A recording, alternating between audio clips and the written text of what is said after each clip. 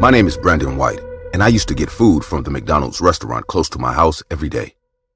A couple of months ago, I walked in to get something and was attended by a new female employee named Mary. She was middle-aged, had short brown hair, and was slightly overweight. While I waited for my order, she tried to get to know me, making small talk. I didn't mind at the time. She seemed nice, and there was nothing odd about our conversation. After giving me my sandwich, I left, not knowing that visiting McDonald's that day would lead to my biggest mistake ever. The next few days after meeting her weren't that different from the first. But as more days went by, I began to notice something strange about Mary. For starters, Mary was always the one taking my orders. This was unusual for McDonald's. To make things worse, the conversations she tried to have with me only became weirder and left me uncomfortable in most situations. She would say strange things like how I looked so sexy and tasty, and sometimes ask me questions that no employee should have been interested in. Everything about Mary's behavior was odd. She looked almost 10 years older than me and didn't strike me as that sort of person in any way. Eventually, I began visiting another McDonald's far away from my house, deciding against reporting Mary and getting her fired. A couple of weeks went by, and one day, I walked into the new McDonald's and saw Mary working at the counter. I was shocked and expected her to tell me if she was filling in for someone, but instead, Mary acted as if she'd never left the old McDonald's and didn't address the situation at all.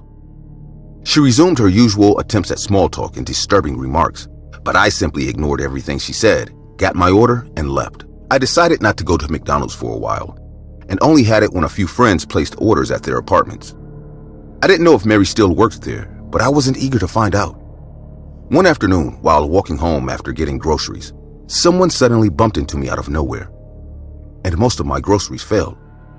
I bent over to pick them up, and the woman who had bumped into me began apologizing as she joined me to pick up the groceries. When I looked up to thank her, I was shocked to see Mary standing in front of me. I remained in silence as my mind raced. Was this woman stalking me, or was this just a coincidence? After standing there in silence, Mary finally said, "Well, young man, I'm in a hurry, so sorry about that," and left, acting like she didn't know who I was. I brushed it off again as a coincidence and walked home. As I got home, I realized my house keys weren't on me, but I was in a hurry and figured I had probably left without them, so I quickly got my spare key from under the mat, dropped my groceries inside, and left to meet up with my colleagues. My coworkers and I spent a couple of hours getting drunk and playing games on our day off. I left and headed home, but as I opened my door, something about it felt different. That feeling you get when someone else has been in your home was everywhere, but I was wasted, and all I wanted to do was take a shower, so I quickly looked around and headed to the bathroom. Later that night, I was alone in my living room watching HBO when my phone rang.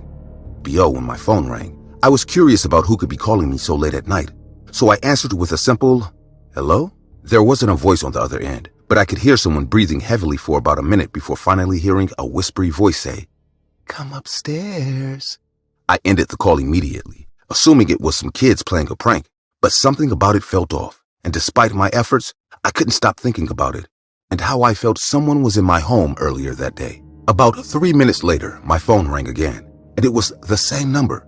I simply ignored it and tried to focus on something else. That's when I heard a noise coming from upstairs. I quickly switched off the TV and decided to listen more closely to make sure I wasn't hearing things. Sure enough, I heard a loud noise from upstairs, followed by another, and soon enough, I could tell they were footsteps, and someone was actually in my home. I quickly grabbed my phone and called the police before heading to the kitchen and grabbing a knife. The house was silent for the next few minutes, so I began to walk up the stairs slowly to make sure there was actually an intruder. As I checked each room one after the other, I began to calm down and question if I heard anything at all. Eventually, there was only one room left to check, and as I opened the door to the guest room, I was filled with a feeling of relief as all I could see was an empty room. And the sense of relief I had just gotten was quickly overcome with fear. As out of the corner of my eye, I could see a figure standing behind the door. Before I could say anything, the person jumped on me, knocking the knife out of my hand and settling on top of me, pinning both my arms under her. In that moment, all I could feel was terror as Mary looked me dead in the eyes before proceeding to grab the knife I had dropped. Mary slowly brought her head closer to me and began to sniff me, like she was taking in deep breaths. My skin began to crawl, and I began to struggle to get free. But there was no use, as Mary was a lot heavier than I was. She eventually stopped sniffing me and proceeded to say, "Oh, I missed you so much, baby.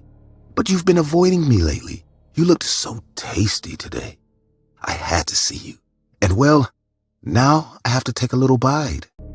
She smiled and continued, "Now, it'll hurt a little, but I'm sure you don't mind, darling."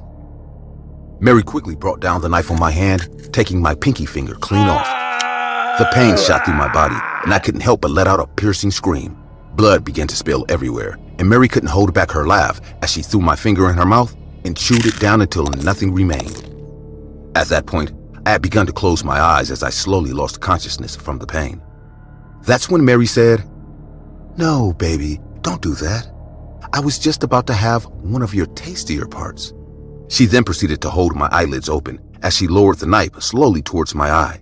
Before I could begin to plead with her, police sirens filled the air, and I was immediately filled with relief. Mary quickly got off me and pointed the knife at me, saying, "No. How did they find out, baby? You didn't call them, did you?" One look at the woman in front of me, and I could tell she was absolutely crazy. She began pacing the room and was visibly worried, so I decided it was better to play into her game than act out, as I already knew how far she was willing to go. "I'm so sorry. I didn't know it was you waiting for me, so I called them. Just let me go down there and send them away, and I'll be right back."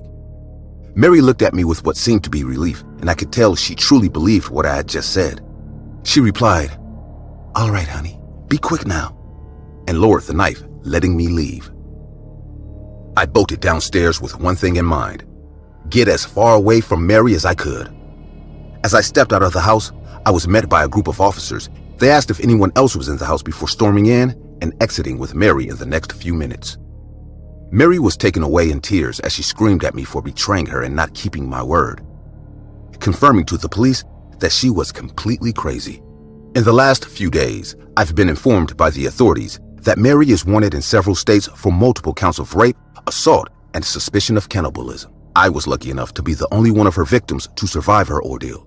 That encounter still keeps me up at night, and I haven't been able to stop thinking about the first time I met Mary in McDonald's.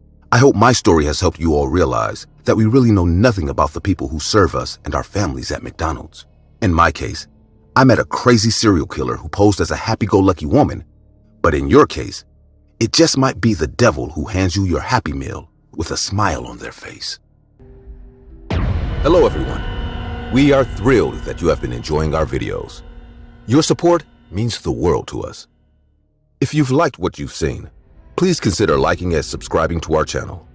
We would love to hear which one of our videos is your favorite. We're on a mission to reach 100,000 members in the SSG family, and with your help, we can achieve that goal. Thank you for being a part of our journey.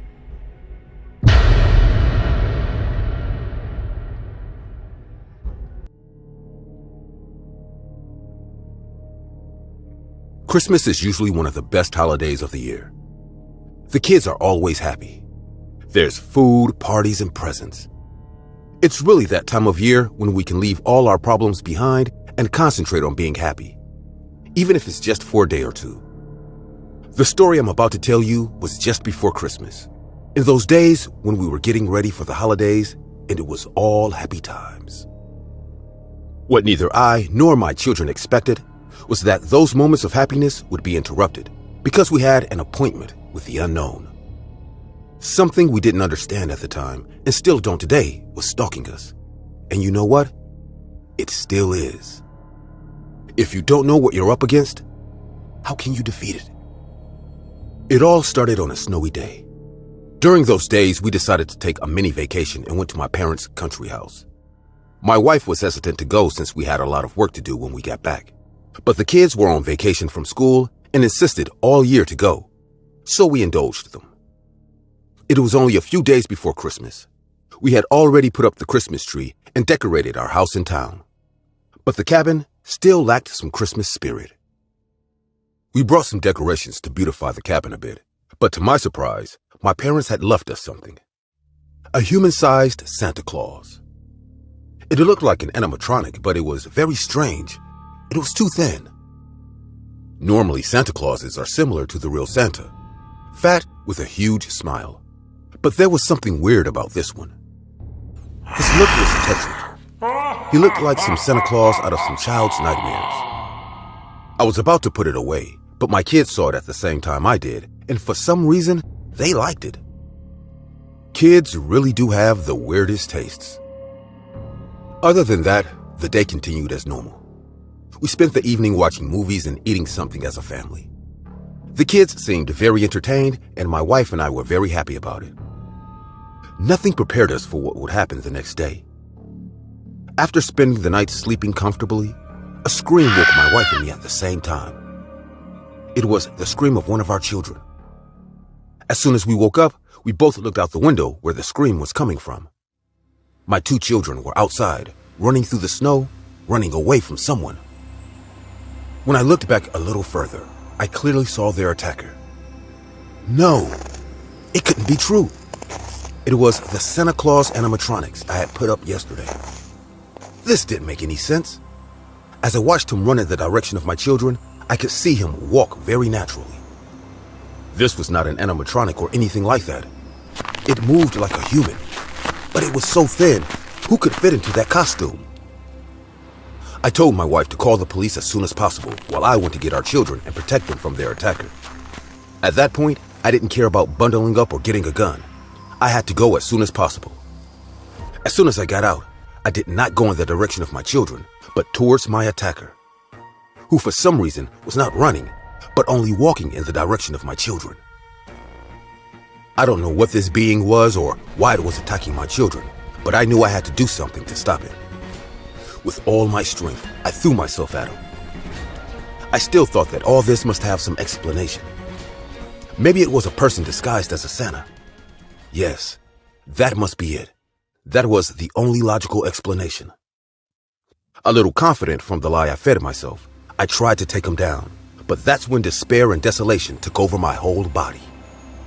When I was just a few inches away from him, about to knock him down, I was overcome with a horrible feeling of fear and sadness that prevented me from moving forward. Defeated and crying, I fell to the ground, clutching my chest from the pain I felt. This was not the pain of a physical attack. It was not the pain of an illness. It was the pain one feels when one is very nervous or sad. Santa simply ignored me and kept walking in the direction of my children. Whatever it was, he was aware of what was happening to me. Possibly in some way, he caused it, since he didn't flinch an inch from my attack, knowing what was going to happen. After a few seconds that felt like hours, I gathered all my strength to get up and follow him. The pain and sadness I felt at that moment was so great that even though it faded as soon as Santa left, it still haunted me. For me, I would have stayed on the ground surrounded by ice crying, but I couldn't afford the luxury. That being was after my children, and I wouldn't let them feel for a second what I felt at that moment, or worse. I got up and ran as fast as I could through the ice. My children and Santa were already far away in the forest, but the sound of their screams guided me on the right path. With every centimeter I ran, I could feel that horrible feeling taking over my body again.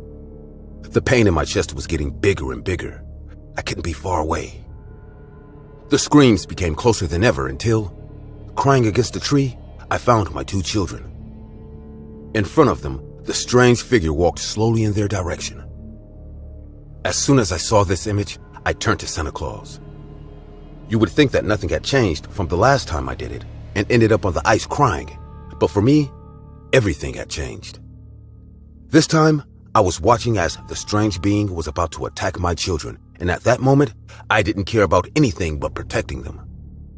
I ignored the pain, the fear, the sadness, the cold. All I could see was this thing approaching my children. With a war cry, I lunged at it and knocked it to the ice. Blinded by rage, I didn't realize what was really going on. I was just hitting an empty Santa Claus doll. All the feeling of fear and desperation had vanished the moment I made contact with them. Now I was doing nothing more than hitting an inanimate object while my children cried beside me. When I realized this, I stepped aside and went to hug my children while Santa stood destroyed next to us. It was all over. Once we got back, I threw all the parts of that Santa Claus in the trash and put a new one once we got home. I'll be honest with you, the new Santa Claus didn't last more than 2 days. Maybe I was still a little paranoid, but I could swear that every once in a while, it felt like it wasn't in the same position I left it in. As if his head or limbs were moving when no one was watching. Also, I couldn't shake this feeling. This feeling of paranoia that when I was near him, I was constantly being watched.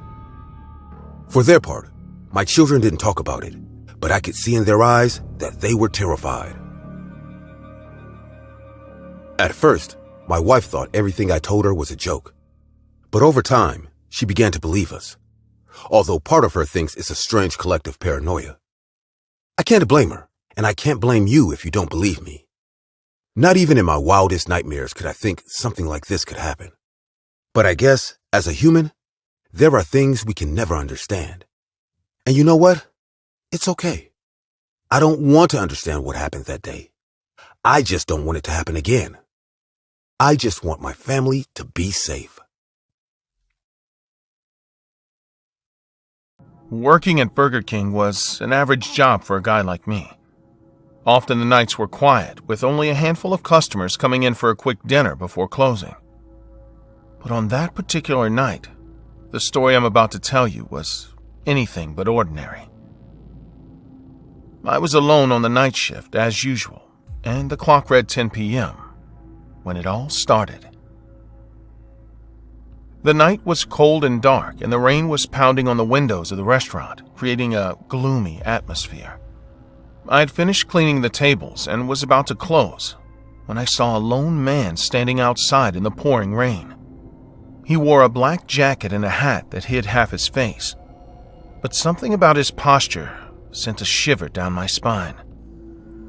I still couldn't refuse entry to a customer, so I opened the door for him. The man walked in without saying a word, just staring at me with his cold, dark eyes. He ordered a hamburger and a soda, and I prepared his order. The atmosphere in the restaurant was strange, as if silence and tension had taken over the place. As I delivered his food, I tried to make friendly conversation, but the man didn't respond. He just kept staring at me. Something in his gaze made me uneasy, but I decided not to pay much attention to it.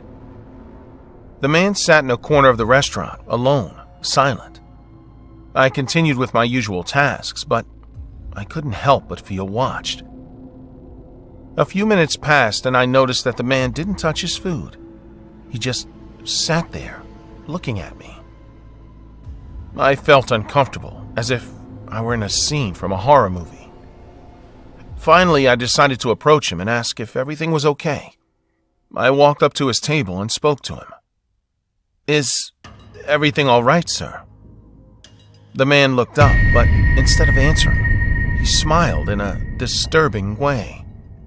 It was a smile that didn't reach his eyes, and his teeth looked sharp as knives.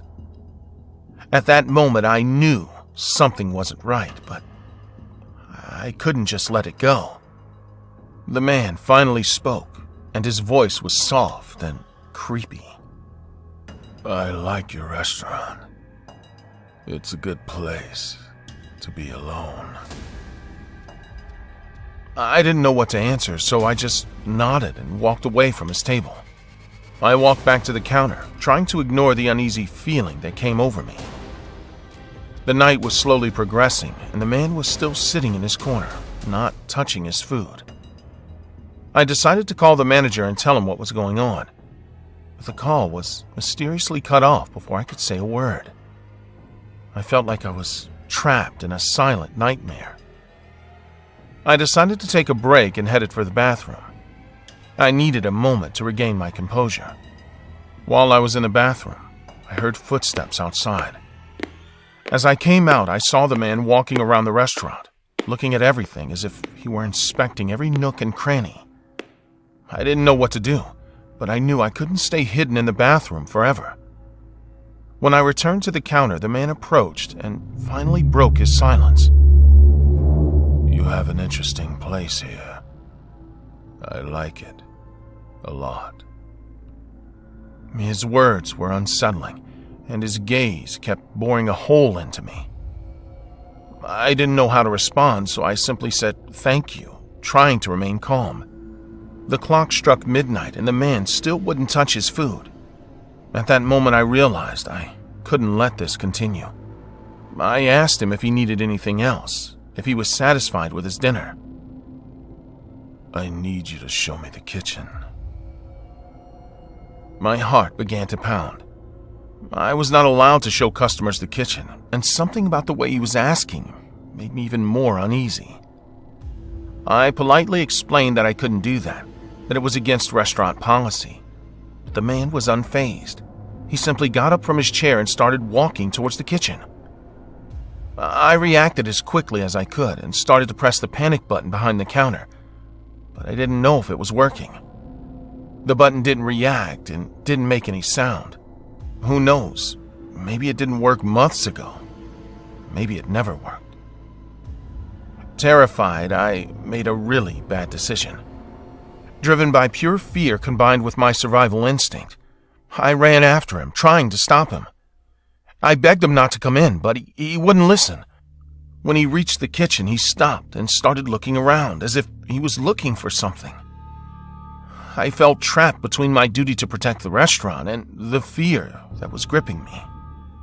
The man walked over to one of the meat cleavers we had in the kitchen and picked it up. At that moment, I knew I had to do something. I grabbed a frying pan and prepared to defend myself, even though it was clear I was at a disadvantage. "Do you know what silence is, kid?" "Silence can be scary, right?" The man advanced towards me, his blade held high.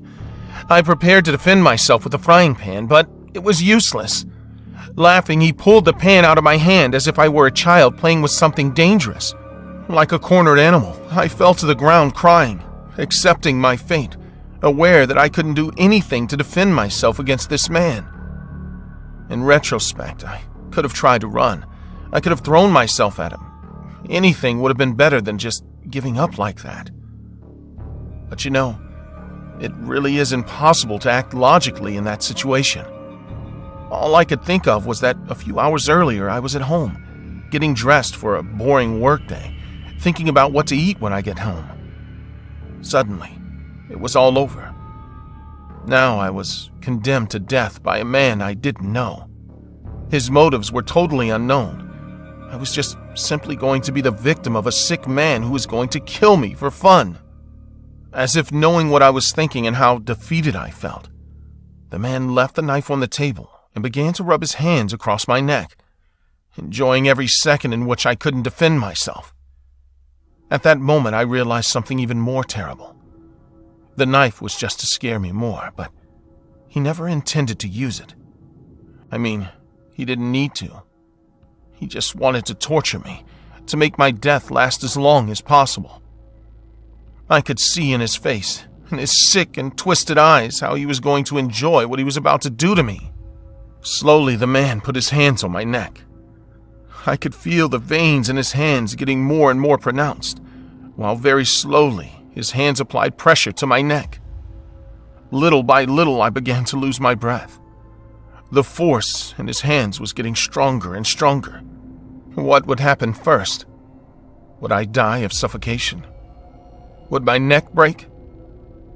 All I could think about was my family, my girlfriend, my pet.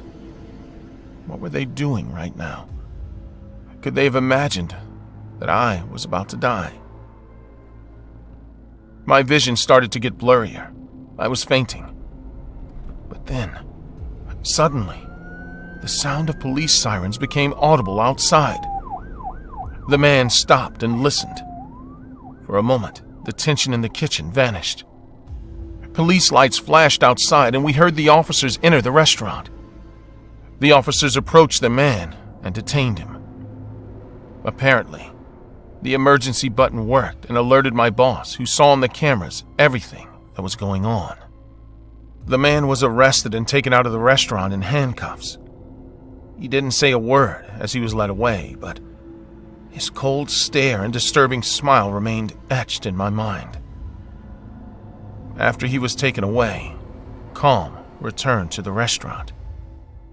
My manager arrived soon after, concerned and relieved at the same time. I explained what had happened, and he thanked me for taking steps to protect the place. He assured me that the man would not cause trouble again, but I was no longer interested. I would never set foot in that Burger King again. Although the man was arrested, I never knew who he was or why he had come to the restaurant that night. The experience left me with a lingering sense of unease and fear. The silence and the look of the psychopathic man stayed with me long after he was taken away. That night of terror at Burger King was an experience I'll never forget. I learned that sometimes evil can lurk in the most unexpected places, and that silence can be more terrifying than any scream. Since then, I never looked at a hamburger the same way again. And I always made sure the doors to my house were locked at night because I couldn't help but feel that sooner or later, that man would come back to my house to finish what he started. The date was June 15th, 2014. My team and I had decided to finally investigate the old asylum that stood alone and abandoned in Williamsburg, Virginia. This particular abandoned asylum had been the talk of the town for many years prior, with multiple stories and myths, the most famous being about students who snuck in and were found days later completely silent and void of themselves. According to the locals, the government followed up by launching an investigation, sending officials to uncover what had happened, but their findings were so grave they decided to sweep the case under the rug, hiding all students, parents, and officials who entered the asylum. The case was eventually buried, and the asylum was completely sealed off as toxic and harmful. The history of the asylum, while it was functioning, was still unknown, and the details of the students who explored it after it was abandoned are also unknown. My name is Jacob Benedict, and these are the details of how my team and I uncovered the terrifying secrets of the Williamsburg Abandoned Asylum. My team consisted of 5 individuals, including me, and at the time, we'd only been paranormal investigators for about 3 years. In these 3 years of working cases and seeing all sorts of things, we had come to the conclusion that despite whatever stories were told, they were just stories, and there really was no such thing as ghosts, creatures, or things that go bump at night. In this particular case, we heard first about it in March 2014, and finally decided to make the trip to the asylum in June. We got to the town late that day, and didn't do much except lodge in our hotel and brief on the case. We were immediately struck by the inconsistencies and the lack of information about the asylum, which set this case apart from anything we had encountered in the past. It piqued our curiosity and fueled our determination to uncover its secrets. The next day, we headed into town and split up into 2 groups, with 3 of my colleagues heading to the library to try to find out more about the history of the asylum, while Jessica, another one of my colleagues, and I went around town asking locals for any information they had. "Excuse me, ma'am. Do you mind if we ask you a few questions?" I said as we approached a middle-aged lady in the street. She replied with, "Yes, sure, but I'm in a hurry and I don't have much time." "Yeah, no problem. It'll be quick. Can you provide us with any information on your town's old asylum?" I said. The expression on her face changed slightly before responding with, "Well, I can't tell you much. If it has to do with that asylum, I know just as much as you." Her response shocked me as I'd assumed a local would have a lot more information than we did. So I said, "Oh, I apologize. I had assumed since you lived here you'd know a lot more than I do." "Well, I can see how you'd think that, but I'm sorry, I don't know much, and I don't think anyone you speak to would know much either. Ever since I moved here, I've understood that the asylum is something to stay far away from." She paused for a minute before saying, "Of course, there are still stories and ideas, but I'll tell you this for goodwill. Nothing good comes from that asylum. It's best you leave it alone." Despite saying she knew nothing, something about this lady's warning felt real to me. I also noticed she mentioned she moved here, so I decided to ask, "So, before you leave, do you know if maybe there's anyone who grew up here and maybe knows something that could help us?" She looked annoyed but sluggishly replied, "A lot of people grew up in this town, but the only one I can think of to help is Mary. Her family was involved somehow with the asylum, and she doesn't live that far." After that, The lady kindly gave us directions to Mary's house, and in less than 10 minutes, we were standing at our front door. The house was extremely large and quiet, but it was obviously old, and I could tell just by looking at it that there hadn't been any repairs in years. We knocked, and in about 2 minutes, an elderly lady opened the door slightly. Can I help you? She said, standing behind the door. Yes, we're looking for Mary. We wanted to ask a few questions about the abandoned asylum, I replied. The woman remained silent for a while before reluctantly inviting us into the home. The house's interior was just as run down as its exterior, with the paint peeling off and its floors confirming to me that the house was extremely old. Mary showed us a couch and informed us to wait for her here as she went to get what she needed. She returned a few minutes later with a file completely covered in dust and told us everything there was to know about the abandoned asylum was in there. After a while of talking, we discovered Mary's grandfather was head of operations at the asylum while it was running, and he passed away shortly after it was closed. She explained the file was put together by an employee at the asylum during an investigation that eventually resulted in the closing of the asylum. The case was handled quietly, and the family obtained the file after the asylum was closed, keeping it to avoid any scandals or leaks. However, when the kids went missing, the police asked Mary's father for information, and again, the file was used quietly, and the government found its contents too problematic and swept the case under the rug. Mary appeared emotional talking about this. She proceeded to tell us she'd uncovered the contents of the file after her father's passing and had been burdened by the guilt of keeping it all hidden. I wasn't going to help you at first, but you seem like good people. I think you will do the right thing with that file and bring light to the activities of what went down at that asylum. Mary seemed to have confused us for a journalist or some sort, so I responded with, Mary, there seems to be a bit of confusion here. While we do find everything you've told us intriguing, we didn't come here to get the scoop on this. We're here because people believe the building's haunted, and there are various myths revolving around the asylum. We'd hoped you'd know a little bit about its history. Thankfully, you did. But we still need to visit the asylum and find out what's really going on. Maybe there's even some truth behind the myths. Mary's expression had completely changed now, and she looked almost pale as she said, Whatever you do, do not visit that place. Just take the file and release the truth.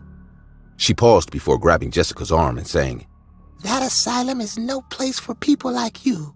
The devil lives there now. The devil and all his demons. Jessica quickly pulled back her arm and got up before saying, Jacob, we should go. I think we have enough. Mary began to frantically look around, saying, Don't go. Don't go. I got up and thanked Mary before leaving with Jessica and heading to the asylum. Little did I know, that would be the biggest mistake we ever made. I think it was about an hour later, and my entire group was standing at the gates of the asylum. We had met up earlier to discuss what we had all discovered. The group that visited the library didn't find much, but they'd managed to find the blueprints of the asylum. We told them about our discussion with Mary and proceeded to look at the contents of the file together. The file contained all sorts of horrible tests and experiments that were done on the mental patients in the asylum. These experiments only led the patients to slowly lose more of themselves until they were eventually void. As time passed, patients began to die, and the asylum decided to bury the corpses on its grounds. What really began to worry the doctor, however, was the living patients who had already been losing themselves suddenly began to have regular conversations with their dead colleagues.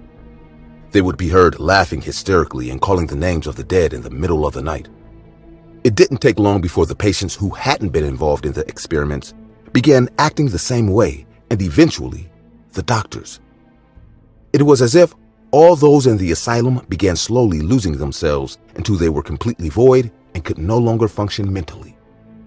As we looked at the old asylum from outside its gates, it became increasingly obvious nothing good would come from walking through its doors.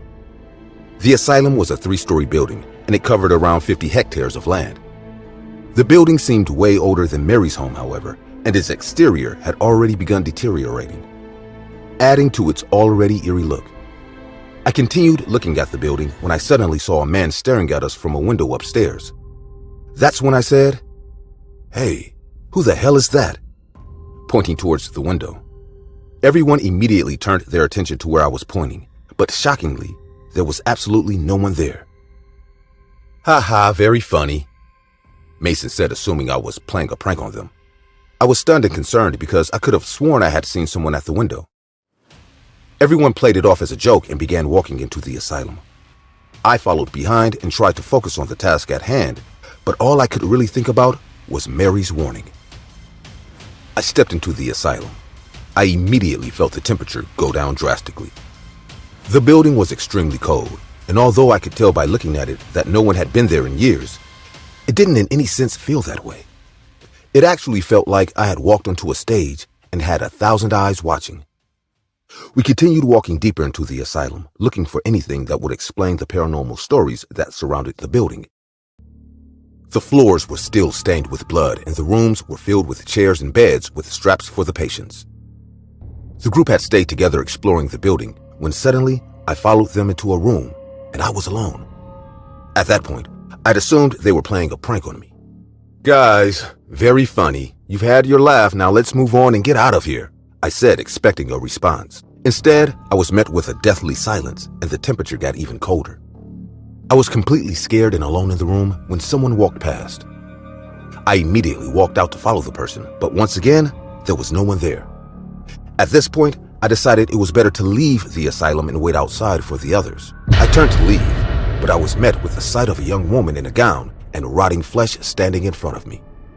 My heart dropped at the sight of her, and she was so close to me that I could feel her extremely cold breath on my face. The lady only had one eye intact, while the other was being eaten by maggots and releasing a rancid smell. She slowly got closer and began to open her mouth. I closed my eyes and prepared for whatever was about to happen when I suddenly heard a scream from upstairs. I opened my eyes to see she was gone, and I immediately ran upstairs to see what had happened. I looked around upstairs for about 10 minutes before eventually finding Jessica sitting alone on the floor with her head in her hands. She appeared to be mumbling some words I couldn't understand, so I slowly approached her and said, "Hey Jess, are you okay? I don't know what's happening, but we need to leave right now. Come on." Jessica slowly raised her head and turned to me. She responded with, "But Jacob, we can't leave. We have to wait for the others so we can all go together."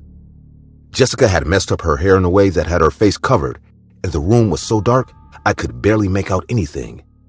But a part of me agreed with her, so I sat beside her and we waited. We had waited for almost 30 minutes in the dark and cold silence, so I figured it would have been a better idea to go look for the others instead. "Hey, do you remember where you lost the others? Maybe we can go find them and leave," I asked. However, I didn't get a response from Jessica. All I got was complete silence. I assumed she was probably just stressed out and didn't hear me, so I said, "Jess, we need to leave soon." This time, Jessica replied, once again lifting her head slowly to face me as she said, "Don't you get it though?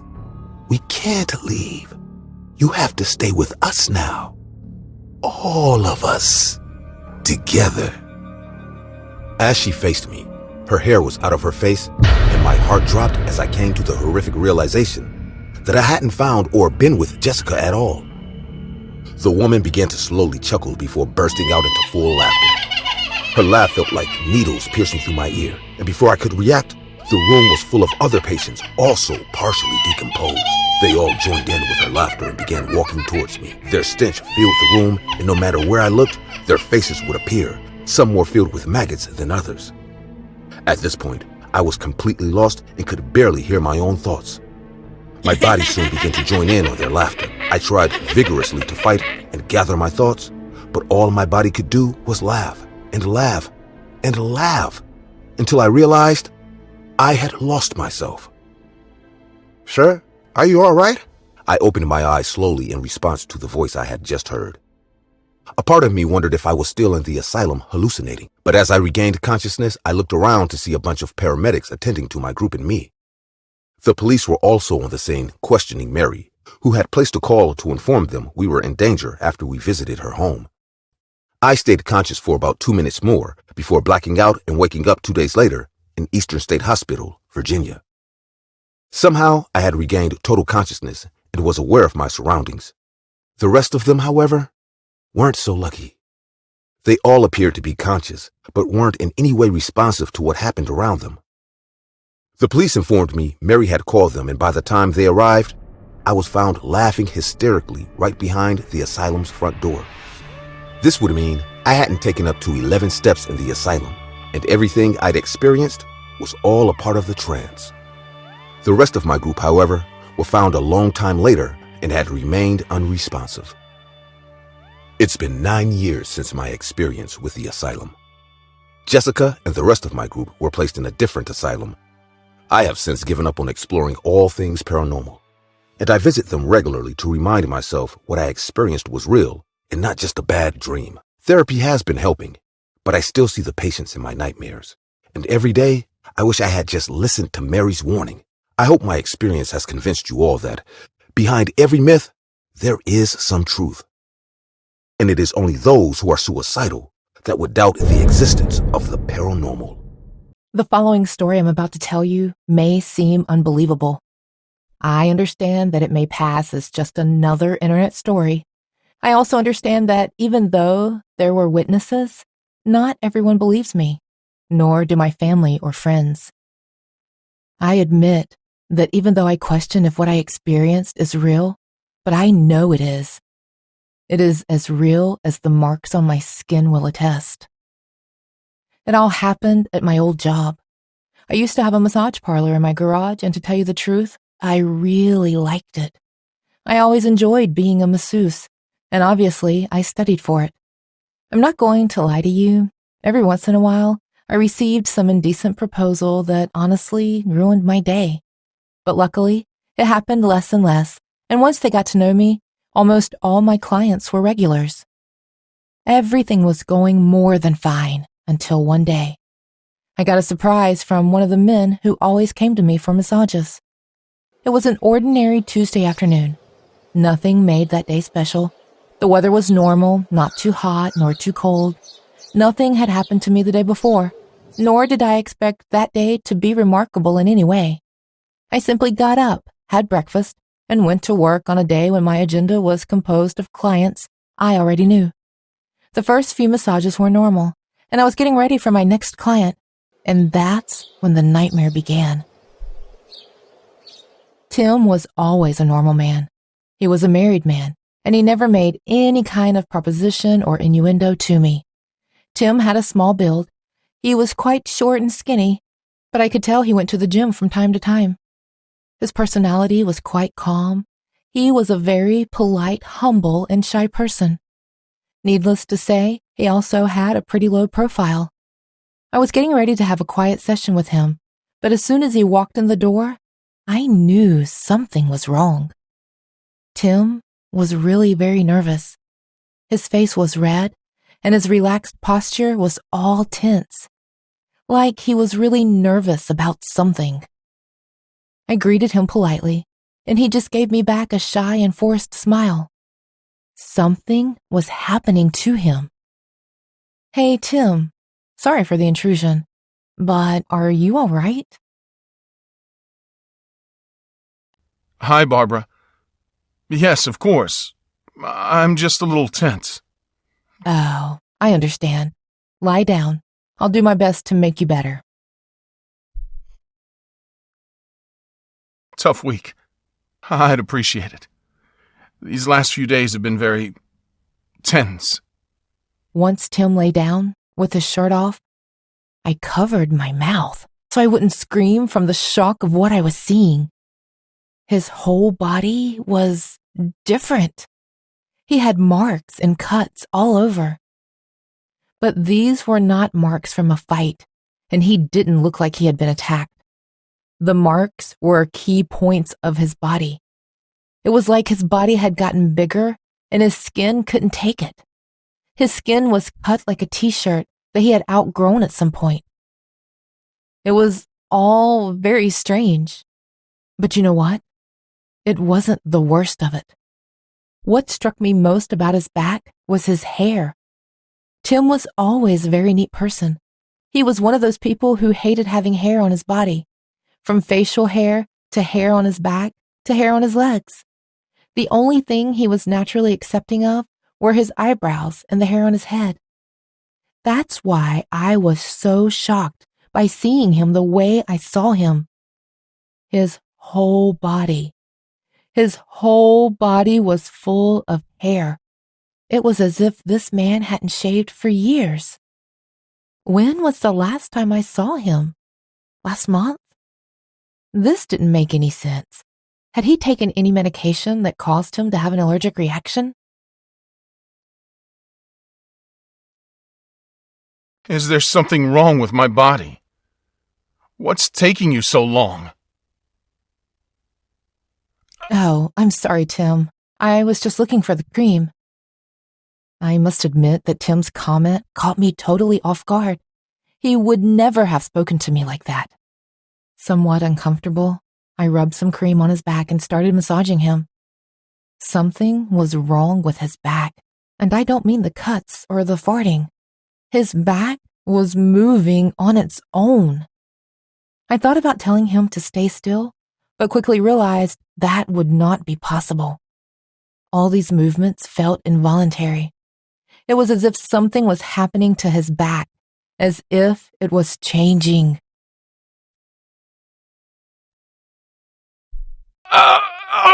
No!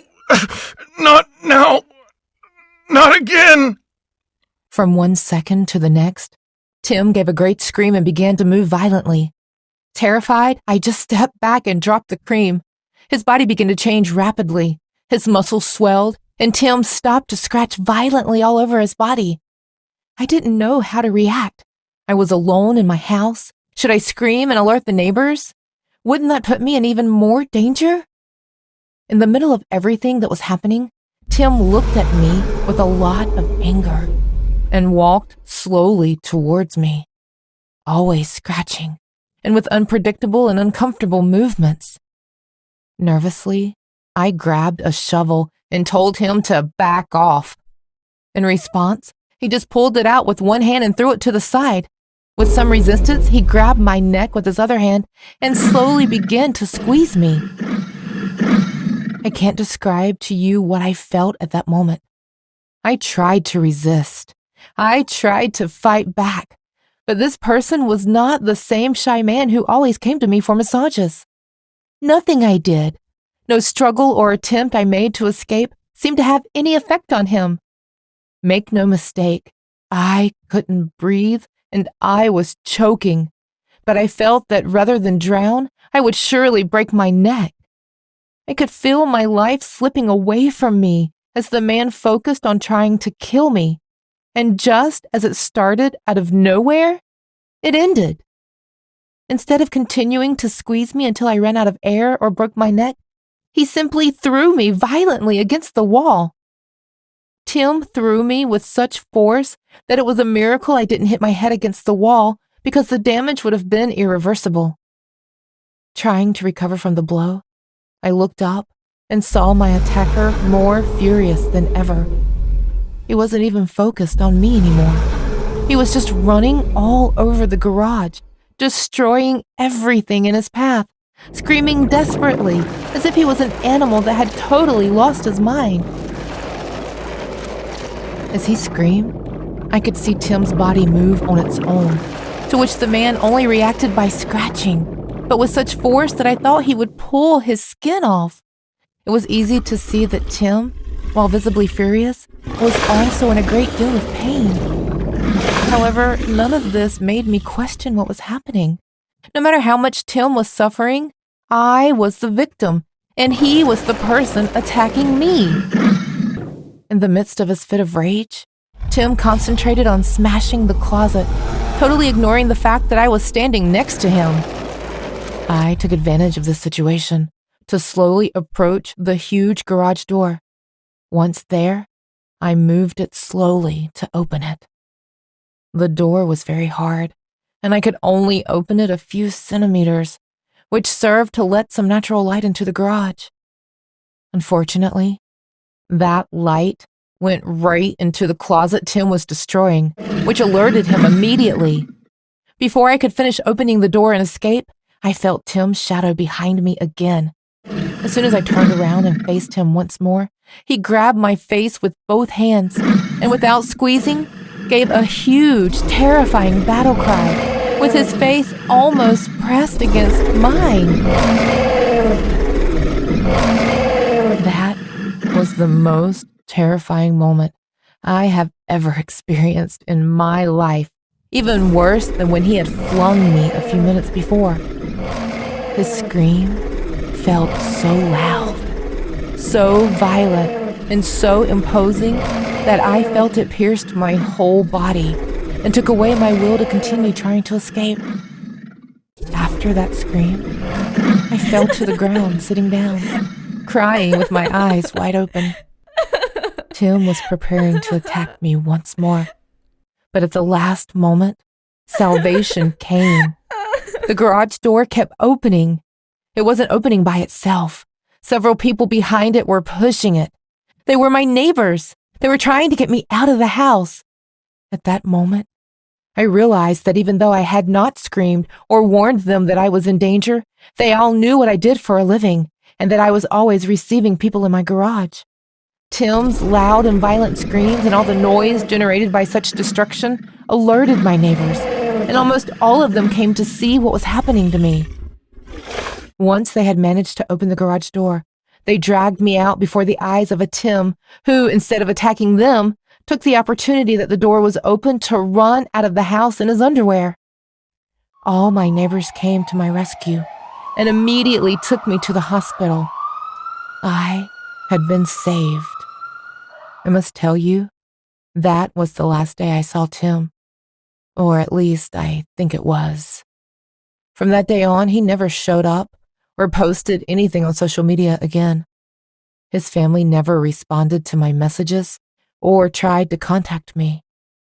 I never understood what happened to this man and how he went from having such a calm personality to whatever happened that afternoon. I must admit that in spite of everything, I always think about him and worry about him. Since that day, all the neighbors report seeing some kind of animal running through the neighborhood at night. I know this doesn't make sense, but sometimes I wonder, what if that monster is Tim?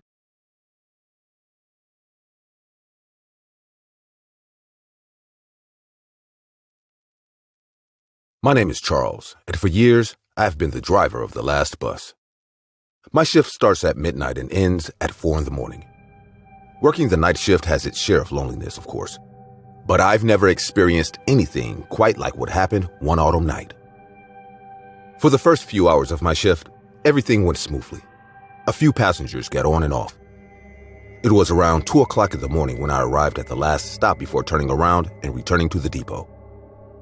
The stop was located in a dark and desolate part of town, right next to an old cemetery. There were a couple of dim streetlights, but most of the streetlights were out. As usual, no passengers were waiting at the stop. As I waited for the scheduled time before departing, I turned on the interior lights of the bus to check that everything was in order. I was checking my rearview mirror when I saw a flash of movement in the darkness. I turned to look out the rearview mirror and, to my surprise, saw a man running toward the bus. It was not unusual for people to be late and trying to catch the last bus, but the way this man was moving struck me as odd. His movements were jerky and erratic, as if he was panicking. When he finally reached the back of the bus, panting and sweating, I could see his face. He was a middle-aged man with a wild, desperate look in his eyes. I decided to slow the bus down so that this man wouldn't miss it. I was never really one of those drivers who enjoy passengers missing the bus to go home, especially at times like that. The man got on the bus and sat in the back of the bus. His disturbing smile never disappeared from his face. I looked through the rearview mirror and noticed that there were no other passengers on the bus at that time. The bus resumed its march, and as we made our way through the empty streets, the man began to hum a haunting song. It was an ominous tune that I did not recognize, and his voice had an eerie tone that sent chills down my spine. As we moved on, the man continued his strange behavior. He began mumbling incoherent words and laughed disturbingly. I became increasingly uncomfortable and concerned for my safety. The possibility that I was dealing with a dangerous person became increasingly real. Finally, the man stood up and pressed the button indicating that he was getting off. This stop was completely deserted as usual. When I opened the door for the man to get off, he just stood there and kept smiling. I asked him to get off, but he did not respond. Instead, he began to walk slowly toward the front of the bus. I felt trapped in my seat, watching with growing anxiety as the man advanced toward me. His smile widened even more, revealing crooked yellow teeth. I realized I did not know how to deal with this situation, and the thought of confronting him directly terrified me. When the man was only a few steps away from me, he finally spoke. His voice was an eerie, icy whisper that made me shiver. "Do you know who I am, driver?" I shook my head, unable to answer. I had no idea who this man was or what he wanted. "Don't you remember? I was one of your passengers many years ago, one night just like this. But you wouldn't let me off. You had fun watching me miss the last bus, didn't you?" I had no memory of that incident, but that didn't matter at the time. I was too scared to think clearly. The man moved even closer, his face inches from mine. I could feel his cold, stinking breath on my face. "This is your last stop, driver.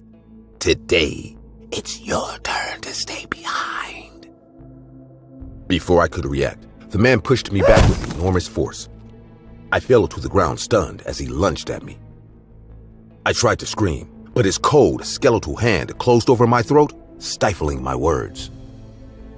Looking terrified, I struggled desperately with the man who assaulted me. His eyes, full of fury and madness, were still fixed on mine as his grip grew tighter and tighter. I felt my life slipping away, and an overwhelming panic overcame me. In a last act of survival, I reached for a small flashlight I kept in my jacket pocket. I wielded it with all my strength and hit the man's head with all my might. The impact knocked him back, releasing his hold on my throat. Coughing and gasping, I took the opportunity to pull away from him. As I sat up, I saw the man withering in pain on the ground, holding his head. He looked dazed and confused. Without a second thought, I ran to the driver's door and slammed the safety door of the bus shut, making sure he couldn't reach me. Then frantically, I reached for my cell phone and called 911 for help. The emergency operator's voice calmed my nerves. I explained the situation and the location of the bus. I was promised that the police would be dispatched immediately. As I waited, I held the flashlight in one hand and the bus steering wheel in the other, watching the man on the ground. The man began to come to his senses, but instead of trying to open the front door or looking for a way out, he just sat there and stared at me. His haunting smile persisted, and it was bigger than ever. He didn't seem to be in pain or show any normal emotion. When the police officers finally arrived, the man was arrested without much resistance. As they handcuffed the man, he continued to whisper incomprehensible words and laugh, which increased my discomfort and fear of him. The officers assured me that an investigation would be conducted and that they would take steps to ensure my safety. After giving my statement to the police, I made my way to the bus stop, shaking and shocked by the experience. I couldn't recall any similar incidents, but the thought of having left someone behind on a night like that haunted me. Eventually, the authorities discovered that the man suffered from severe mental illness and had been wandering the streets for years. He was not one of my former passengers as he had claimed. Although that revelation relieved me to some extent, the experience left me deeply scarred. From that day on, nights working on the bus became even more lonely and terrifying for me. Every shadow in the darkness, every haunting laugh reminded me of that autumn night. The story became an urban legend in the area. My night bus, known as the Last Bus, gained an infamous reputation. Though I tried to move on, that sinister smile and the man's icy whispers never completely disappeared from my thoughts. and my nightlife was changed forever. It's undeniable that some people find it easier to find a job than others. The job market is very wide for young university students hungry for success. For me, on the other hand, it's very different. My name is Alfred, and I am 50 years old. But this is not a story about how hard it was to find a job. Today, I will tell you how the job I got, with a lot of effort, is almost the last job of my life. Because of life, I was never able to study or finish school. Looking for a job at my age was really very difficult. But I am the only breadwinner in my family, so I had to do it. Every job I went to, they told me different things. Some would tell me that they would call me after talking to other candidates, but I could see in their eyes that they knew they wouldn't. Others were more direct and told me I was too old for any job, even something as simple as a supermarket cashier. I went from failure to failure, but just as I was giving up, I got an opportunity and started working right away. The job was quite simple. I was going to be the caretaker of a soccer field. The team was pretty humble, so the stadium was pretty modest too. I'm used to everyone at work pretending I'm not there, and when they noticed my existence, it was to ask me for things in a bad way or make fun of me. But this place was different. All the players and workers at the club were really warm and welcoming. They all made me feel a part of a big family that started with the president and ended with me. The people at this job were very nice, and in the beginning, I was very happy. Until I discovered something that changed everything. Although it felt like a warm and friendly place during the day, the locker room was pretty old. When no one was in them, they looked abandoned and very scary. To tell you the truth, I didn't feel scared or anything like that. I was a grown-up person, and I wasn't in the mood for superstitions or getting scared just because I was alone. The players told ghost stories and said that the field was haunted. They would tell me to be careful at night when I was alone, but I could tell that they were all laughing and not taking themselves seriously. My first nights guarding the court were pretty quiet. I came close to falling asleep several times. I really had nothing to do, but eventually I would get used to it and have a routine prepared, like carrying a book that I would read after cleaning up. I must admit that I heard several noises inside the locker room or in the facilities in general, but none of them caught my attention. Wherever I go, there will always be noises. If I am scared by each one of them, I would have to dedicate myself to something else. The important thing was that there were no people sneaking into the facility or a rat problem. I was pretty quiet all night and didn't let anything break my peace. Little did I know that this tranquility would give me a false sense of confidence that would endanger my life. That day, my shift was just beginning. I had just finished cleaning the players' locker room and I was leaving to clean a hallway, but I heard a noise that caught my attention. The noise was coming from inside the locker room and it was too loud to ignore. Surely, no animal could have done it. It was like a thump as if someone had tried to destroy a dugout, but there was no one there, as I had just exited through the only entrance to that locker room. Confused, I took out my cell phone and went back into the locker room, recording everything I saw. I didn't realize it at the time, but during the recording, a terrifying shadow passed by the wall at an enormous speed. Even though I didn't see the shadow, I felt like something in the locker room had changed in the 3 minutes I had left. It may have been the same locker room visually, but now there was something about it that terrified me. The place felt icy cold, as if a huge, windless, gelid chill had taken over the whole place. Immediately, I got goosebumps, not because of the cold, but because I felt that I was no longer alone. Before I could react, the battery of my cell phone ran out and it turned off, which made no sense because until a few minutes ago, I had it at more than 80% charge. Without seeing anything, but knowing that I was not alone, I ran out of the locker room as fast as I could, but it was not going to be that easy. Halfway through, I ran out of air and fell to the ground. It was a horrible feeling. I couldn't breathe and my lungs felt like they were going to burst. I gathered all my strength to get up again, but there was someone in front of me. There was a man, a local soccer player I didn't know. Why was he dressed as if he was going to play a match? Confused, I got up as best I could, and at that moment, I realized that something was wrong with this man. His skin was whiter than that of a normal person. It was too pale a white color, unnatural, as if he were dead. His eyes were glassy and his body was full of bruises. The moment our eyes met, the man began to cry, tears of blood running down his face at enormous speed. Whatever this was, it was not human. While still trying to catch my breath, I tried to run past him, but he grabbed me by the neck with one hand. As I stood up, the man looked at me with a desperate and sad face and shouted, "You must help me! Who are you? Let me go! Please, you have to help me. I didn't ask for this. I was desperate. I'm married. I have a 3-year-old son. It can't end like this. Help me." "Hey man, I have a family too. I don't know who you are, but please don't hurt me." "I just want to see my family. You don't understand the things they do to me. I can't go back. I don't want to go back. I just want to have another chance to hug my family. I want to see them again. I don't want to do this. I was lost and no one would help me. I beg you, do something."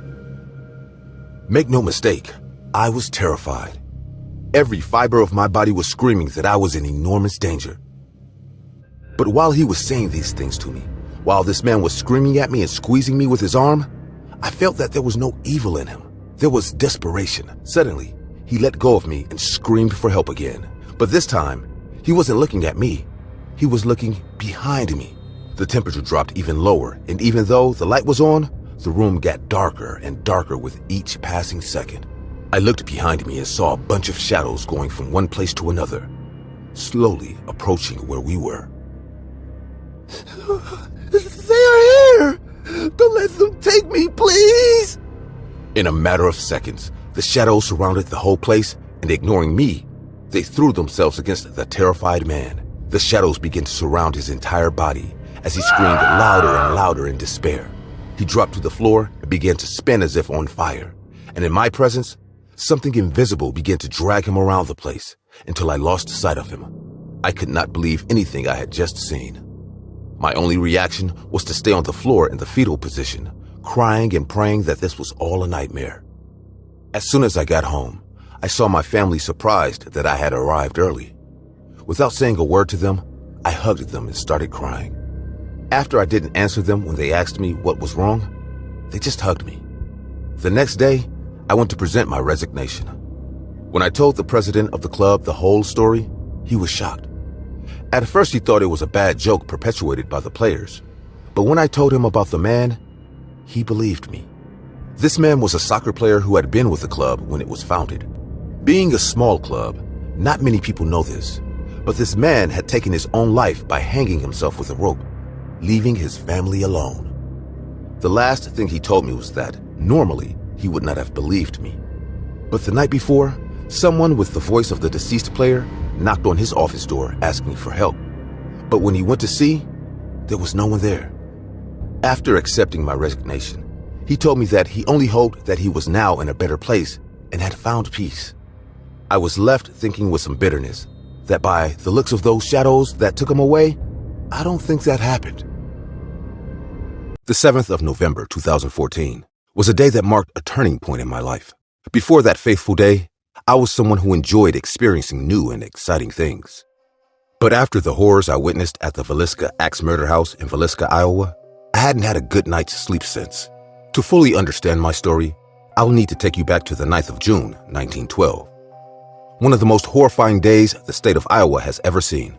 It all began with a family called the Moores. The head of the house was a man named Josiah B. Moore, and his wife was Sarah Nee Montgomery Moore.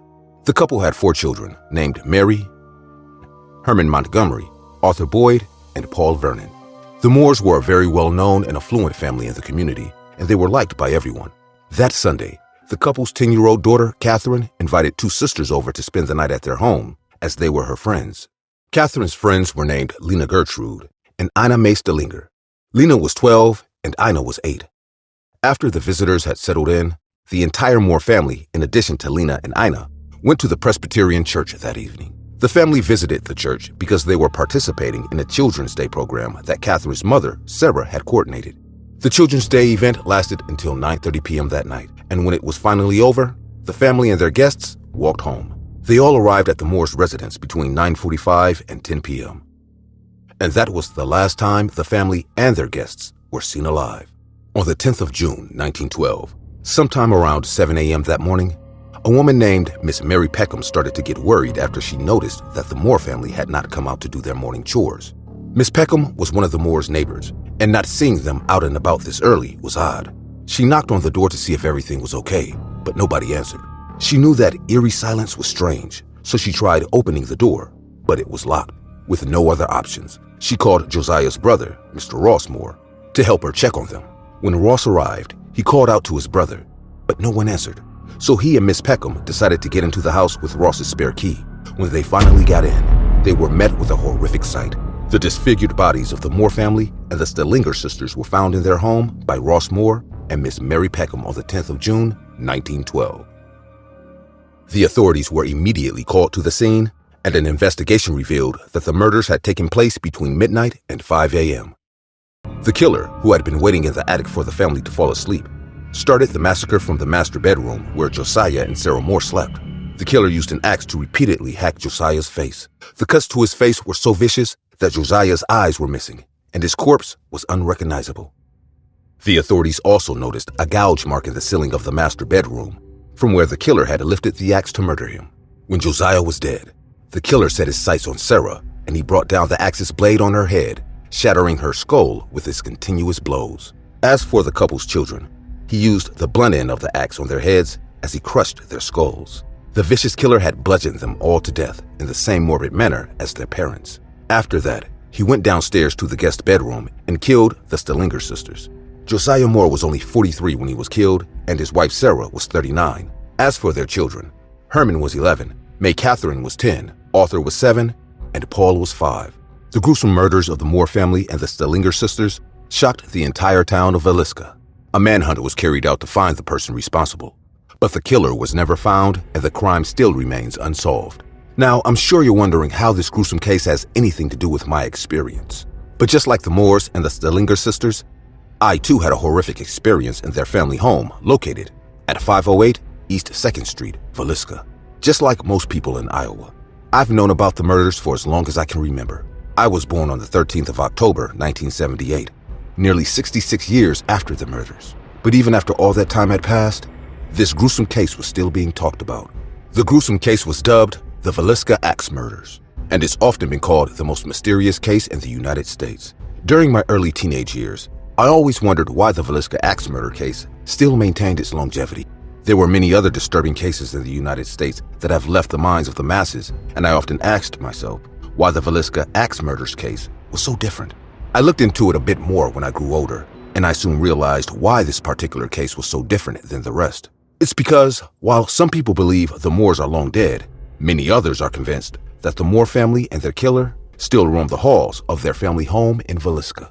The rumors started a little while after the gruesome murders, as many people claimed to hear the screams of children coming from the house. Most of the Villisca residents wrote these rumors off as jokes.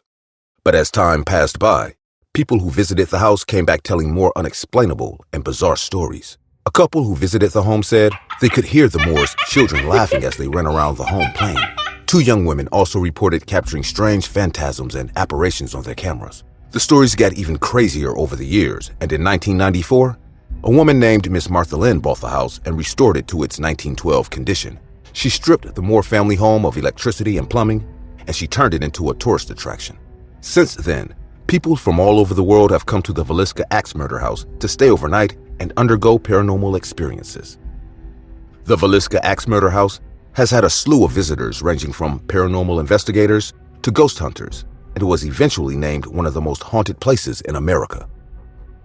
The house grew to new heights of popularity from there, and it seemed like everyone wanted to visit there. Well, everyone except me.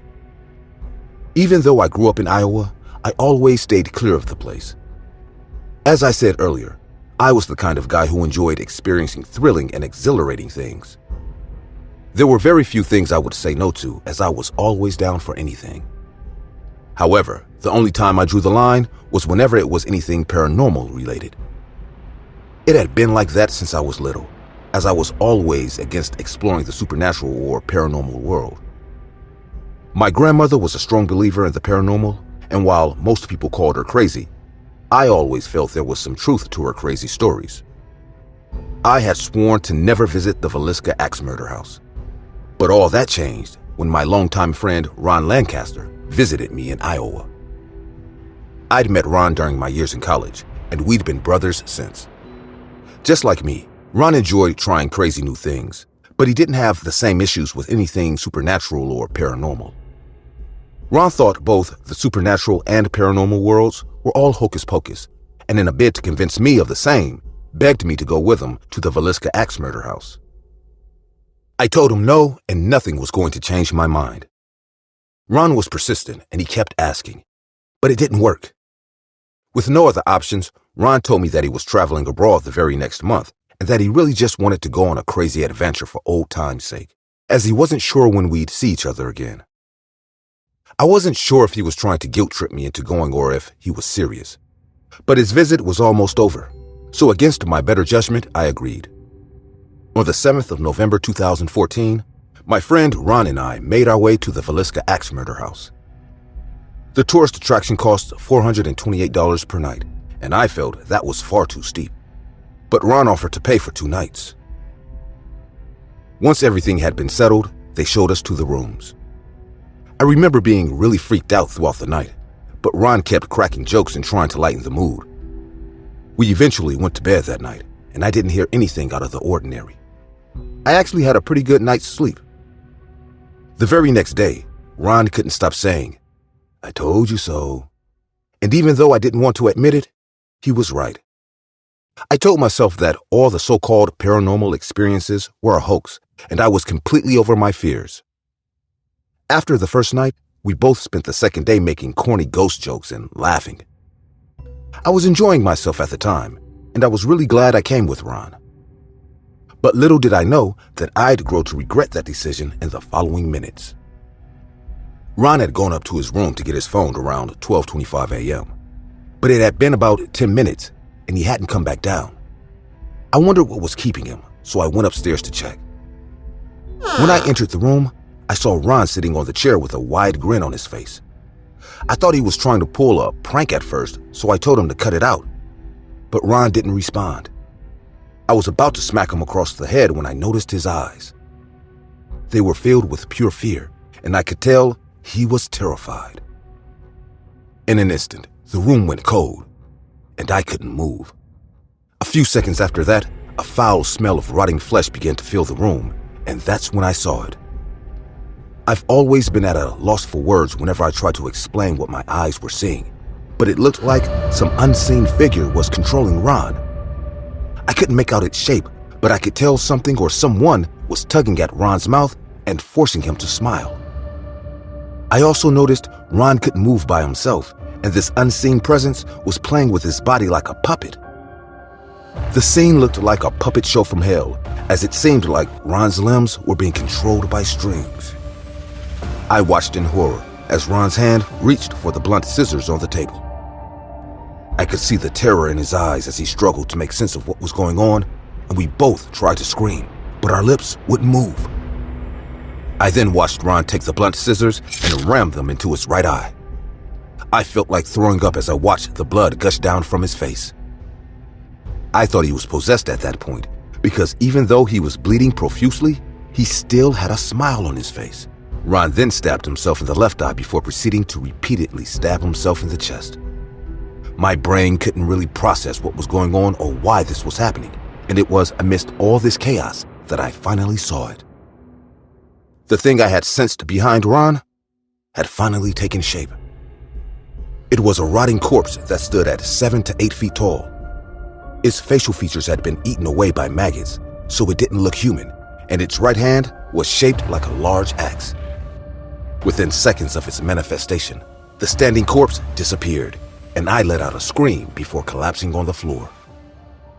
The staff rushed to our room to see me lying on the floor and Ron bleeding in the chair. We were both rushed to a nearby hospital, and luckily, we were able to be saved. I don't really remember what happened during the week after that experience, but according to the doctors, I kept screaming until I lost my voice for 3 days straight. It would take me 6 months and serious therapy before I was able to speak again, and even after telling my story, people found it hard to believe. Ron, who had lost both his eyes, was the only person able to corroborate my story, but he was put into an asylum as he kept muttering gibberish whenever he was asked to speak. The news took the headlines by storm as the authorities struggled to explain what had happened that day. It would take me 2 years of serious psychological care before I was able to acclimate back into society. I've also been going to therapy every single day since then, and I was ordered to move back in with my family as I still showed some trace of insanity. And I wasn't allowed to be alone. The therapy isn't really working as I can still see it every time I close my eyes.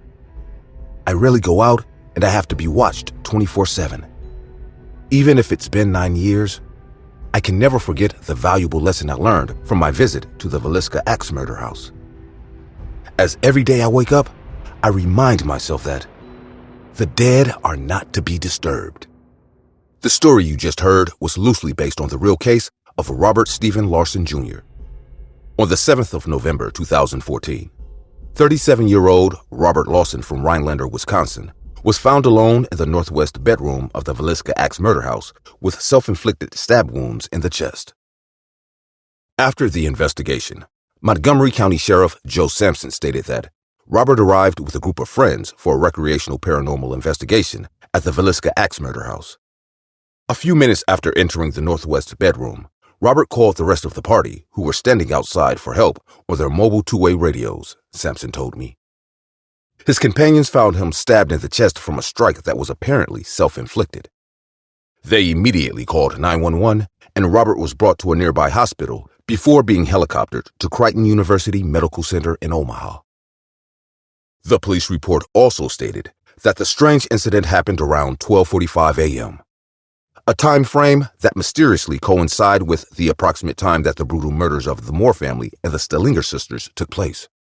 Luckily, Robert Lawson was able to recover from his injuries, but he declined to speak publicly about what occurred that day. The owner of the Villisca axe murder house, Miss Martha Lynn, told the press that the incident was very upsetting and made a statement on the incident saying, "It's publicity, but it's not exactly the kind of publicity you desire to have. I don't want people thinking that when they come to the Villisca axe murder house, something's going to happen that's going to make them do something like that."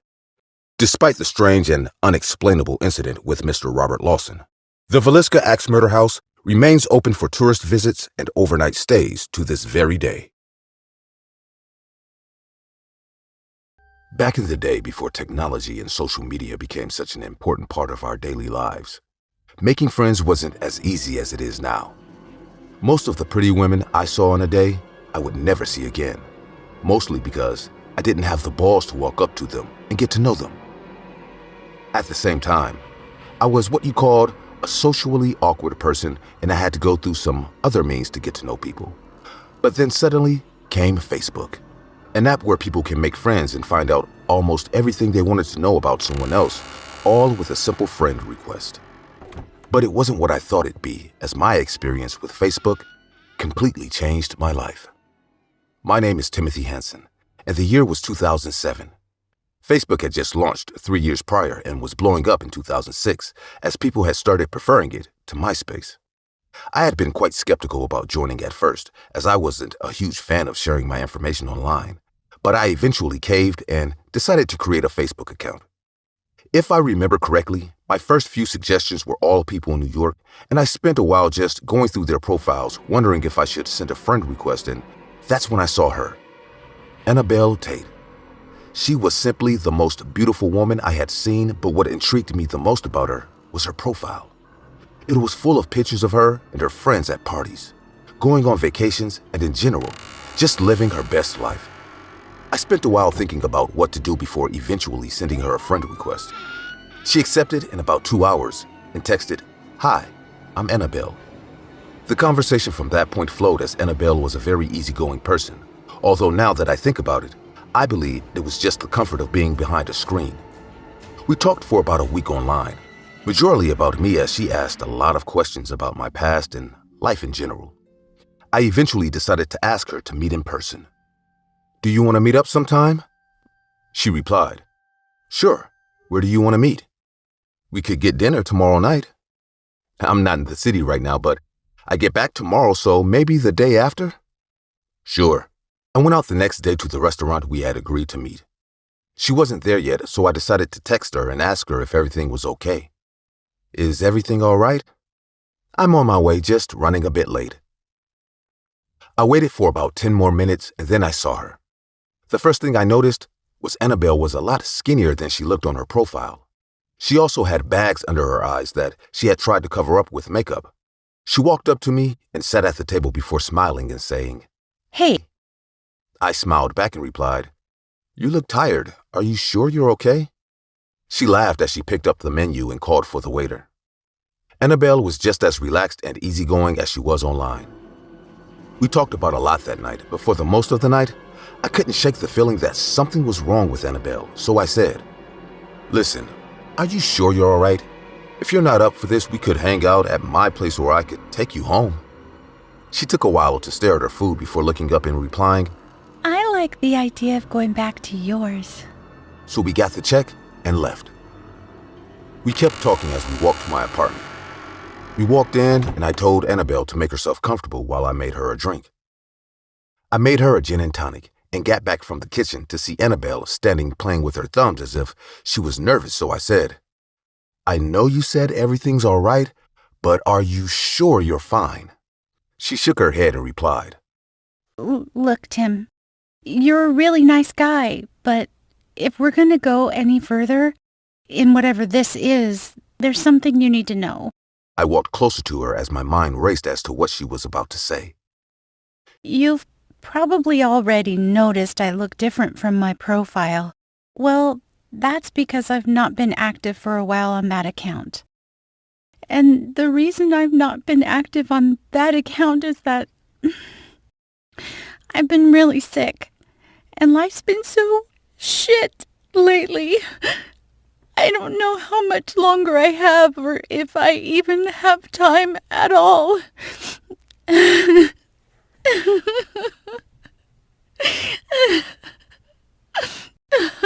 She was crying now, but all I could think about was how her profile managed to paint a completely fake picture of who she was. She continued with, My family's been telling me it isn't the end and I should still try to be me, and that's why I accepted your friend request. I just don't want you to get your hopes up. It's so hard having to follow them around, or just taking one I don't know anything about with them crying and screaming the whole time. I won't ever forget the feeling I got seeing the look of realization on Annabelle's face as I spoke. The worry and fear were nothing like I had seen before. She tried hitting me, but there was no use as I dragged her and held her down on the couch, and that's when she began screaming. I grabbed her throat and pressed down so hard, saying, "Stop screaming, Annabelle. Don't worry, you won't have to bother about how much longer you have to live." Her struggle continued, but not for long. I had my way with her as she passed out and died. So there you have it, officer. Annabelle Tate was my first time using Facebook, and my, what an experience she was. You're a sick man, Timothy. I'll make sure you spend the rest of your days behind bars. Say what you will, officer, but if you ask me, I didn't do anything wrong. All I did was ask to be their friend, and they agreed. All I truly wanted were some friends. You raped and killed 19 women using Facebook, and God knows how many before that. And you say all you wanted were friends? Well, you won't have to worry about that anymore. You'll soon find out what happens to your kind in prison. I'm sure a lot of people would like to be your friend. I hope so. People like you don't deserve compassion. Well, if that's true, officer, I guess it's a good thing I found Facebook. Hi, my name is Aiden, and I have a question for you. Have you ever worked at a fast food place? What's the weirdest thing that ever happened to you? I know a lot of people who have never really had anything happen to them other than drunken customers making a mess or family fights. In the beginning, I had never experienced anything like this, and I didn't think it would really happen to me, since I only worked in a humble neighborhood Popeyes chicken. I never knew that in just a few months, I would have the worst night of my life. The beginning of my night shift at Popeyes went along with the typical routine of a quiet night. It was around 10 o'clock at night, a time when we usually receive more customers, and the atmosphere was chaotic, with the intense murmur of conversation scattered among the tables. But among all the people talking, one person stood out. A very tall, thin man had entered. His eyes were small but terrifying, as they were wide open. He sat in a corner away from the rest of the diners, and what disturbed me most was not simply his appearance, but his fixed, penetrating gaze. He watched each individual with an intensity that sent chills down my spine. As the night progressed, more customers joined the scene, but this man remained static, making no requests, simply observing. It was as if he was analyzing people, studying their every move. On the other hand, no one noticed him. He was like a ghost that only I could see. Suddenly, the man walked towards a family having dinner. As soon as he arrived, he looked at them all and gave them a smile. However, there was something wrong with that smile. It was rather forced, as if he was practicing an emotion that did not come naturally to him. As he engaged the family in conversation, I could sense the discomfort in them, as if something was undoubtedly out of place. The man, who seemed to be a stranger to everyone, approached the tables uninvited. As he walked, his smile widened, but his eyes remained wide open. They never seemed to close. It was as if the man never blinked. Each word he spoke seemed more intense than the last, and families became increasingly terrified after meeting him.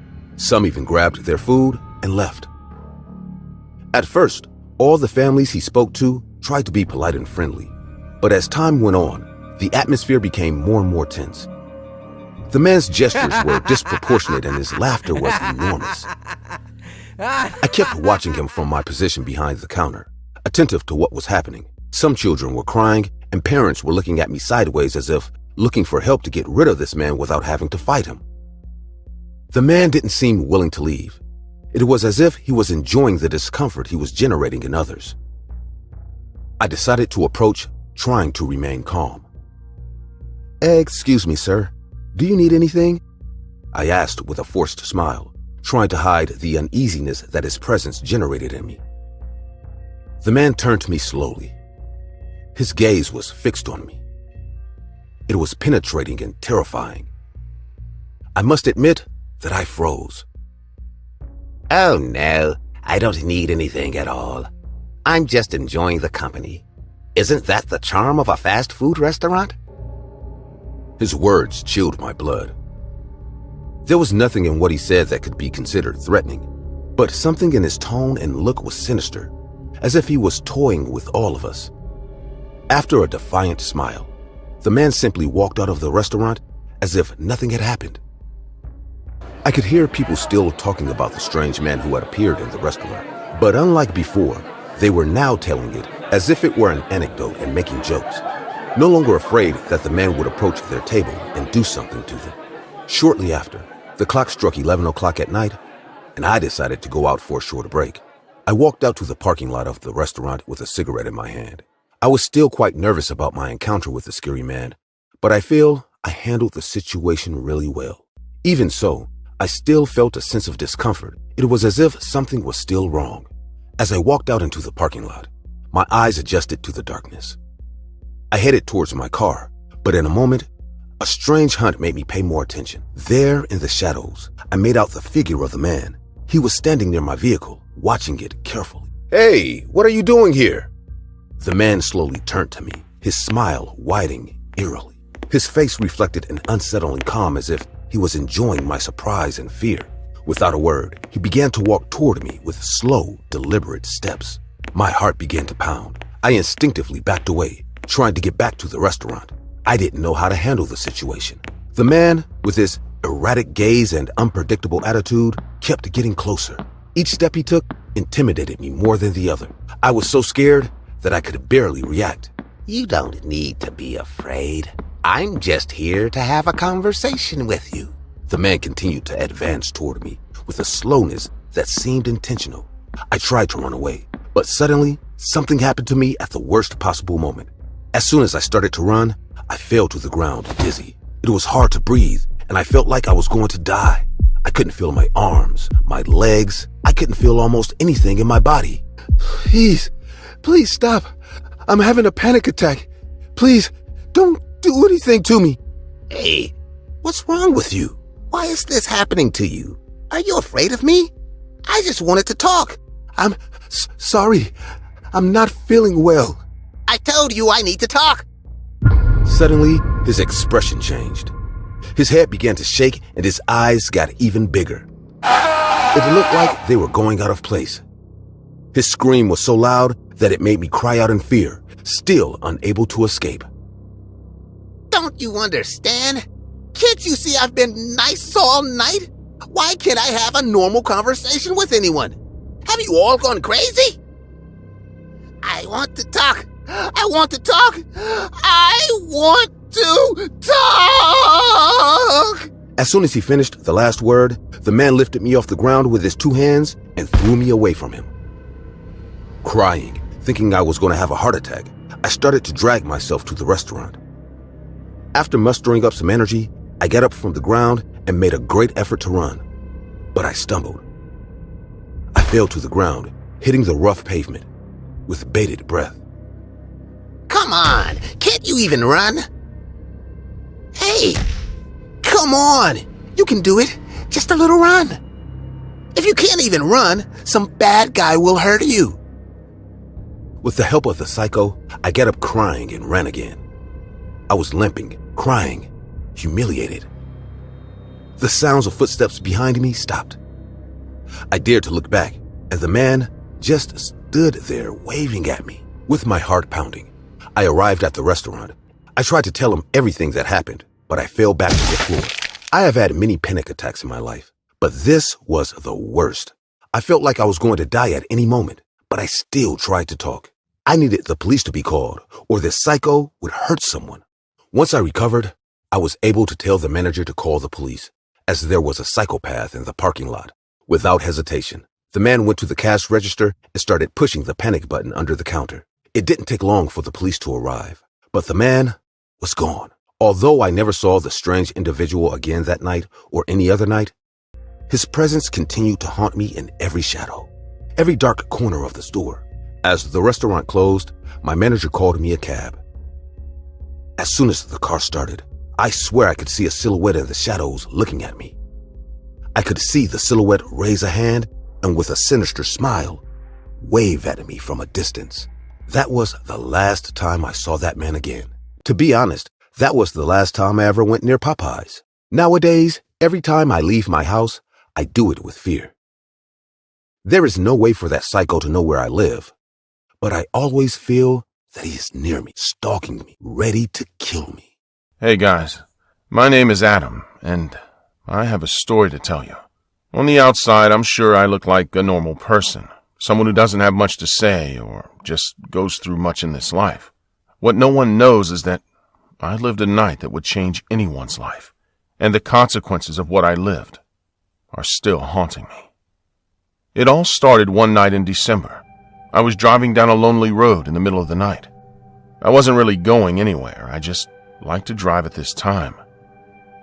I know many people will disagree and tell me that it's reckless and dangerous, but those comments never bothered me.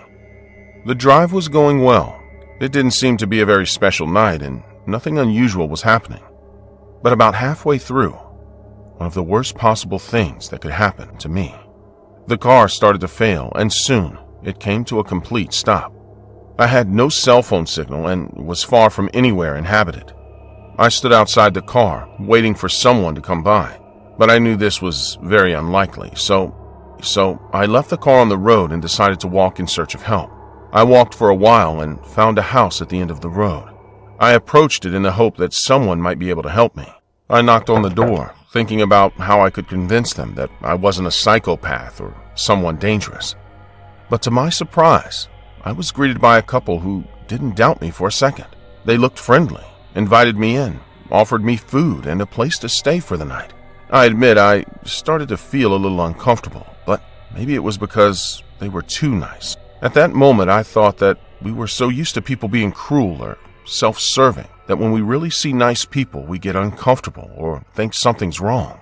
As we were eating dinner, I noticed that the food tasted strange, but I didn't say anything for fear of offending my hosts. They were both looking at me with huge grins from ear to ear. They seemed to be obsessed with me eating.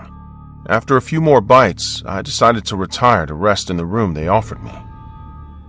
In the middle of the night, I heard strange noises outside my room. I carefully got up and tried to get out to see what was going on, but I couldn't. The door to the room was locked. I tried not to panic, not to scream, and tried not to break the door down. But while I was thinking about what to do, I began to hear voices from the other side of the... It seems our little guest didn't enjoy his dinner. I know. I'm sure it lacked enough spices. He made me feel very bad.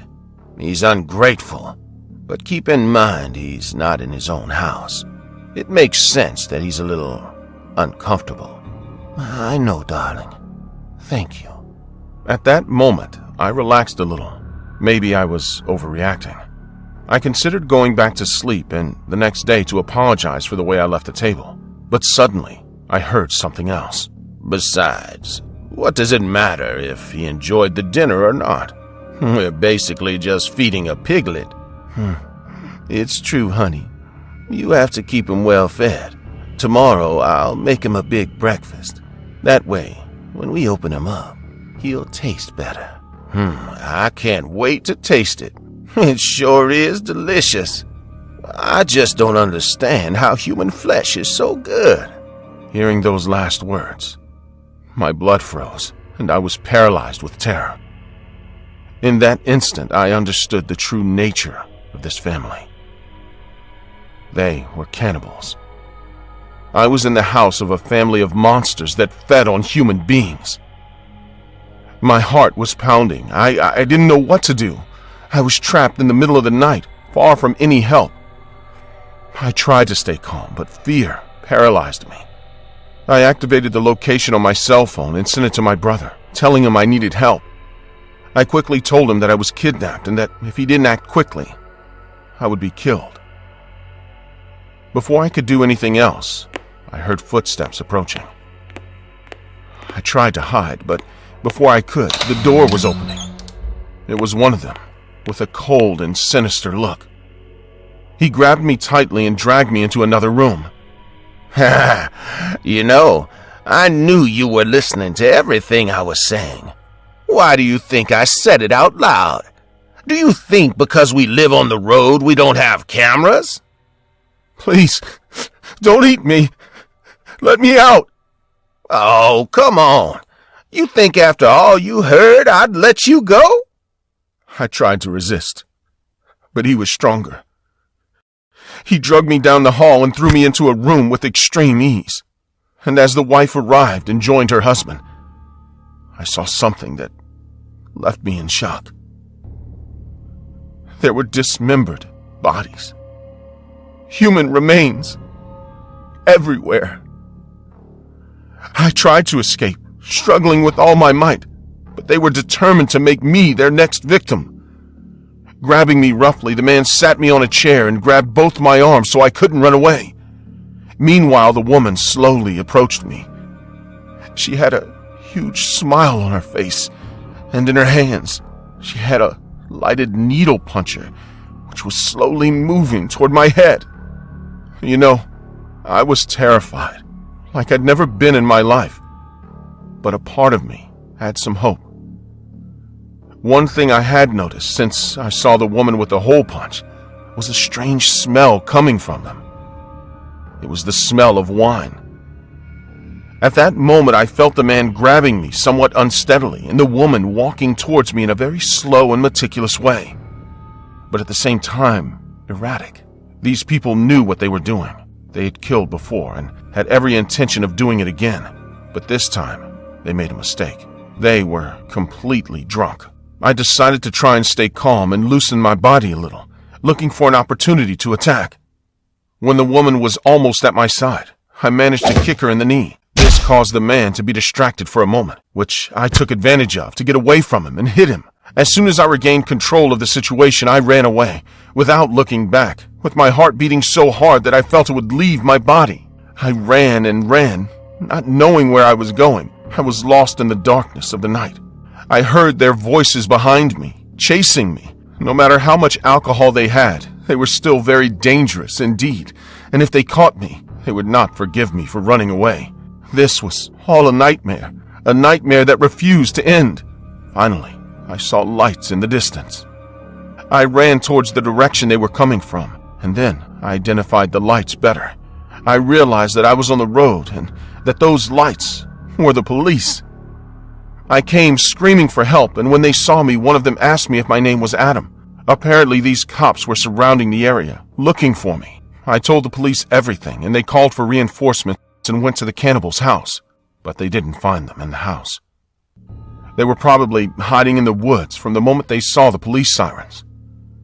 On the other hand, everything I told you proved to be true, since they found the corpses of the previous victims and managed to identify the brutal killers. To be honest, I don't know how the case ended. After giving my testimony, I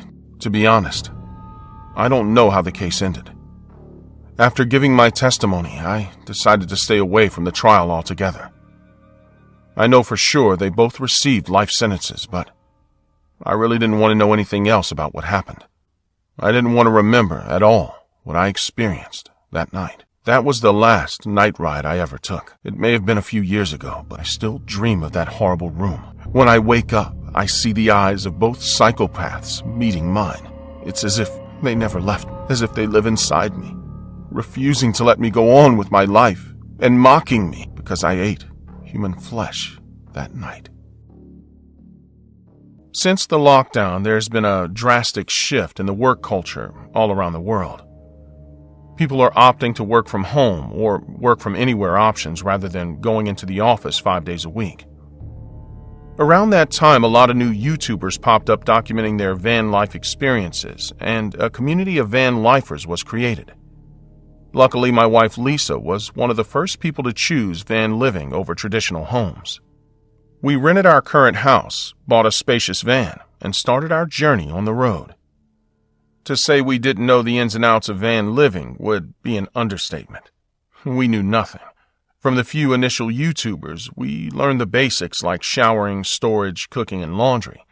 But beyond that, we learned as we traveled. We have no kids, so that wasn't an issue, and we could do our jobs completely remote, so money wasn't a problem either. Usually, we drove most of the day, and around 4 in the evening, we found ourselves a good parking spot to set up in camp and called it a day.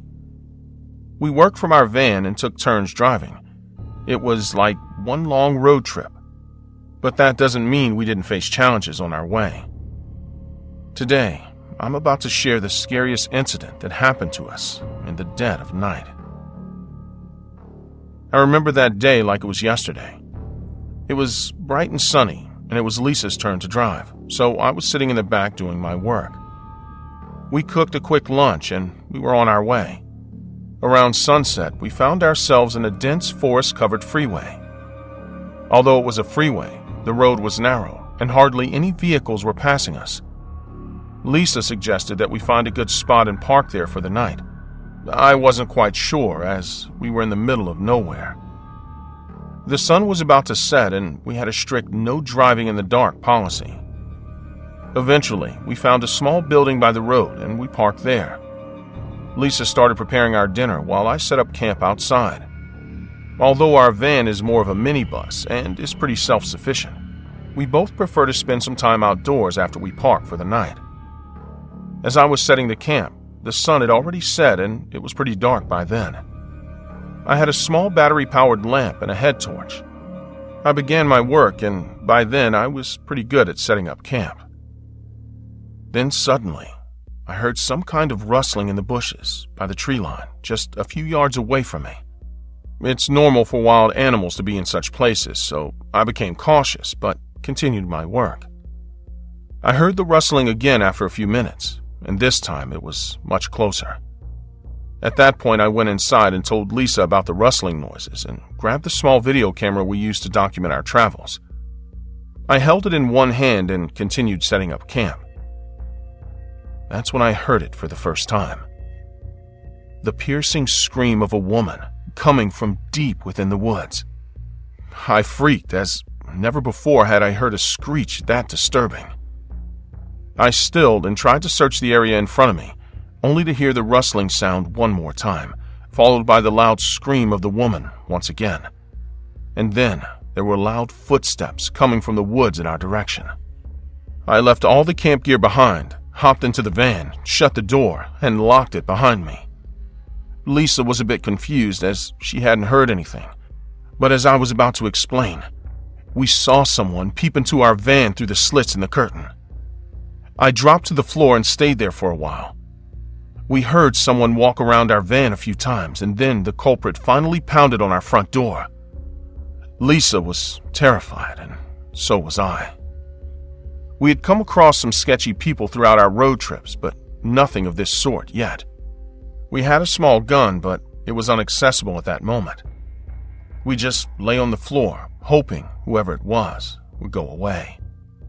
But much to our disappointment, we heard the alarm set below our van go off, meaning this person or animal was below our van and was trying to get to the trap door which was below it. The next thing we knew, another alarm we had set for our safety had gone off. By then, we had no clue where the attacker was. All we could hear were the two loud beepings of the alarms. Lisa was clinging to my side, trembling and terrified. The alarms were still beeping, and after some time, everything became silent. The alarms had stopped beeping. We heard no screams, rustling, or footsteps. I slowly stood up and looked outside through the window. Everything was pitch black and quiet outside. I slowly opened the door, gathered all the camping gear I had left outside, and got back in. Then Lisa and I drove away from that campsite, not caring for our rules anymore. The GPS showed a small tow a few miles ahead, and by midnight, we arrived there. We parked our van in a local grocery store parking lot and decided to grab something to eat as we didn't get a chance to eat our dinner. In the local diner, there was hardly anyone except us. We sat there still for a few moments, just looking at each other, still recovering from the incident. That's when an old man dressed in a waiter's uniform walked up to us with a notepad in hand. "What are you city folk doing here in our little town at this ungodly hour?" I was the first one to talk, as Lisa was still speechless. I decided to act casual and place our order. We were just passing by and decided to make a pit stop in your lovely town. Could we both get 2 cheeseburgers and fries, please? We'd also like 1 chocolate milkshake with 2 straws. But instead of noting our order, the man kept on staring at Lisa. "By any chance, did you folks travel through the Western Freeway?" Yes, we did. But why do you ask? "Your lady seems like she's seen a ghost. Did anything happen to you while traveling on that road?" The old man's questions were a little intrusive, but I saw deep concern on his face, so I finally told him everything we'd experienced. He listened to us patiently, all while shooting worried glances at Lisa. "You did good, son. Took your girl and left the damn place. No people of this town drive on that road after sunset, as there's a legend associated with that forest. This is a story my grandma told me. Back in the day, there lived a witch in that forest, and with her magic, she captured a villager and turned him into a child-eating monster. Since then, whenever people traveled on that road at night, the monster used to kill the traveling people and take the kids back to the witch by strapping them on his body. As years passed, the attacks reduced, but people driving on that road at night experienced weird things and heard cries of women begging for the lives of their kids. Now, I know you educated folks may think of this as nothing more than a nighttime story, but sometimes it's better to believe in things than to play with fire. I'll get your orders ready soon. Don't bother with the cash. It's on the house. Your kids have had enough already." Then he walked away, and we had our food and slept in our van. The next day, we drove out of that town, and we came back home, ending our road trip once and for all. We valued our life more than the adventure and thrill of the road. But you know what the worst part was? When we got home and I reviewed the footage from that night, I saw an ugly fat face peeking from behind one of the trees. That monster is still out there. My name is Timothy Malone, and this is a story about how a fast food restaurant I barely went to nearly ended my life in just one visit. One night, about 4 months ago, my girlfriend Monica and I had been out with some friends until around 11 p.m. On our drive, we both talked about how we were extremely hungry and would like to find something to eat. Not long after, we found a Wendy's close by, and although I had only been to Wendy's a few times, we parked and walked in to get some food. Now at the time, there was no one else in the restaurant, except one single employee who was working that night. The employee was a middle-aged man with a beard. He looked extremely skinny for his age, and his eyes were glassy and looked like he had been on some sort of drug. After we walked in, my girlfriend decided she was going to use the restroom, leaving me alone with the man to order. As I ordered our meals, something about the man seemed frightening to me. He uncomfortably held eye contact, and not once did he say a single word. I figured I was just being paranoid, as strangers always seemed creepier to me at night. About 15 minutes passed, and I began to worry as my girlfriend still hadn't come back from the toilet. So I decided to go check and see if she was okay. I knocked on the door, but there was no response from Monica. I was about to go in when I noticed flashing lights coming from the crack under the door, and not long after, Monica walked out, pale-faced with dead eyes. "Hey, what took you so long? Are you okay?" I said. Monica simply walked past me and back to where our food was. I immediately followed her and stood in front of her to make sure she was fine. Monica still didn't respond to me. She simply looked over at the man, and they both shared an eerie, strange look, as if they had an understanding of sorts. That's when Monica suddenly grabbed a knife from across the counter and swung it at me, cutting my chest. I was completely shocked and in pain as I let out a loud scream. Monica then began to swing the knife frantically at me, cutting me on my arm a couple of times. I eventually managed to grab her arm and hit the knife out of her hand before hitting her on the head and saying, "What are you doing?" Me hitting her seemed to snap her out of whatever trance she was in, and before I could even begin to contemplate what had just happened, the Wendy's employee quickly ran to the back and out of the store. After talking with Monica and explaining what had happened, Monica informed me she couldn't remember even walking out of the toilet and decided to look in the toilet.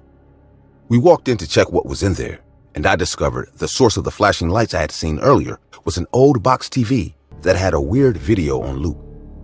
The video displayed different random shapes, colors, and images. We quickly called the police, and in a few minutes, they arrived. The head officer in charge was shocked by our story.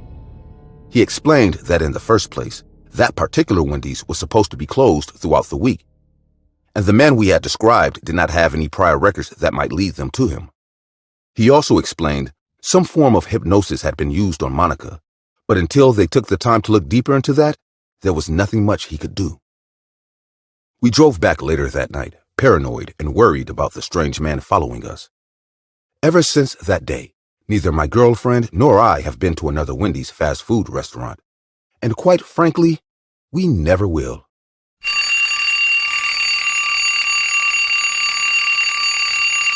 It may seem obvious to say, but it's not easy to lose a loved one.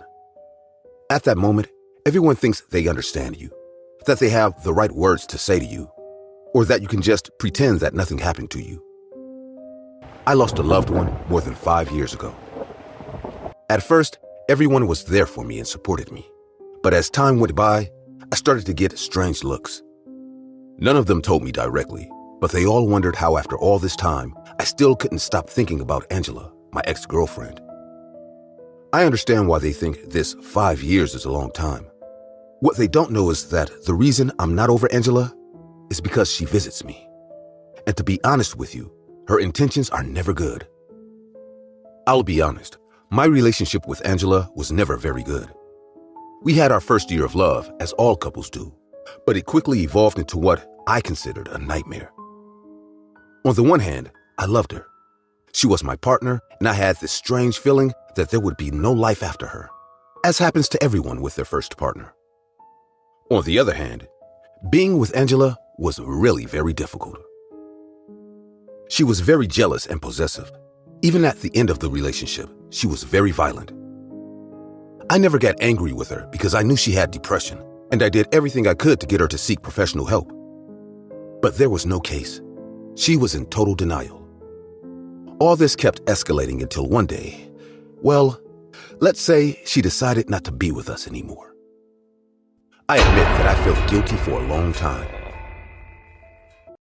I felt that I could have done something more, and I felt that maybe I was to blame. But with time and therapy, I was able to solve it. What I couldn't resolve was what started to happen after that night. That night, I was at home alone. During that time, I was living in the house of my aunt and uncle, who went to live in another country, and therefore, they left the house for me. It was a very big house for one person, although I enjoyed the space. When it all started, I was on Facebook. That day was the anniversary of Angela's death, and I couldn't think of her again. I was meeting another girl 2 months ago, so I decided it was time to get over Angela. I went on her Facebook profile and deleted her from my friends. Hello? Scared after answering the phone. Hey, it's me. I was thinking, do you want to go see a movie tomorrow? Since you told me you're getting a little busy, we could spend the night together. Oh, yeah, sure. What's wrong? Are you all right? Yeah, I'm sorry. I'm a little disconnected. You're on her profile, right? Hey, you can't keep doing this to yourself. I know. So, tomorrow night? Yes. Make sure you're not late again. I'll be near the cinema because I have to take my sister to work. I'll buy the popcorn while you're coming. Cool. I love you. Love you too. See you tomorrow. Once I ended the call, I was ready to close Facebook. But something caught my attention. Suddenly, a chat window opened up. When I saw the message, it said the name Angela Thompson. And it said she was online. What? This must be a mistake. Instantly, the indicator that Angela was typing popped up, and her message froze me in my tracks. Why did you delete me? I don't know how to explain what I felt at that moment. My body froze, and a horrible feeling of sadness and confusion invaded my whole body. This could not be real. There was no way it could be real. I closed the chat window, but suddenly it opened up again with a new message. Who were you talking to? Was she the one who told you to delete me? Desperate, I closed the chat and tried to close the Facebook window, but I couldn't. The computer wasn't responding. The computer was not responding to me. Every time I pressed the X to close Google Chrome, the screen became more and more distorted. Each time this happened, I could see Angela's face in her profile picture getting closer and closer to the screen, as if it wanted to get out of the profile picture box. In desperation, I unplugged the computer, and that's when it was over. The screen was black. I'll be honest, at that moment I was confused, scared, and terrified. I didn't know what had just happened. Should I leave the house? Should I destroy the computer? Shut down Facebook? All I knew was that I couldn't stay one more second in this huge, dark house. I went to get a glass of water to catch my breath. Then I would call my girlfriend and tell her to spend the night with me. I didn't know the parents yet, but we could go to a hotel. I drank a glass of water and got ready to leave the house. I went to my room to get my cell phone, but as soon as I walked in, I couldn't believe what I was seeing. The computer. The computer was on again. I looked for the computer cable, and it was still disconnected. But that wasn't the scariest thing. The scariest thing was that Facebook was open, and on it, Angela's profile picture. Only there was a slight change.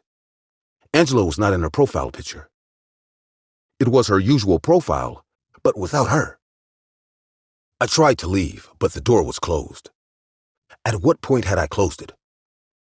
The door usually makes a lot of noise when it closes. How come I didn't hear it? When I looked forward again, my attention was no longer on Facebook, but on what was next to the computer. Out of the darkness, a dark silhouette with long hair began to form.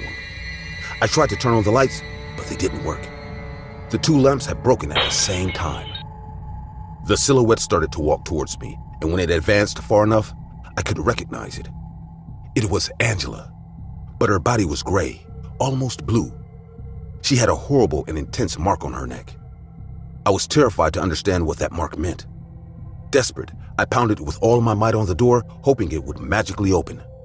But I knew it wasn't going to happen. I fell to the floor crying and surrendered to whatever the spirit would do to me.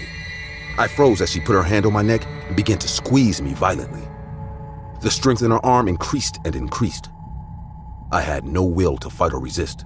I just cried, hoping it would end as soon as possible. I knew I was not to blame for what happened to Angela, but I still couldn't stop feeling sorry for her. Before I lost consciousness, I heard Angela's voice whispering to me. "You are mine. You always will be." That was the last thing I heard before I passed out. When I woke up, I was in my bed, covered. I had a mark on my neck, very similar to Angela's. I looked at myself in the mirror.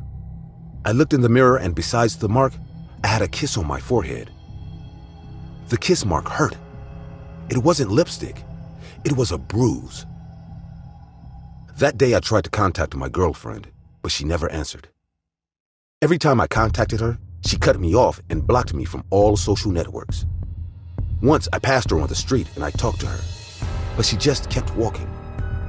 I used to think she was angry because of something I didn't know, but after I passed her on the street, I understood everything. She wasn't angry. She was terrified. After that evening, I stopped trying to communicate with her. I didn't want to drag her into whatever it was that was haunting me. It's been a while since that night. I've never been in a relationship with anyone, and I've slowly moved away from my friends. Whenever I am with someone, I feel their presence. I feel that Angela is close, watching me. Sometimes I even see her silhouette in the dark, stalking me. She doesn't want me to be with anyone, only with her. Today, she is still stalking me. I don't really know what to do or how to get rid of her. I just know that whatever I do, I will have to do it alone. Have you ever had to close a food restaurant on the last shift?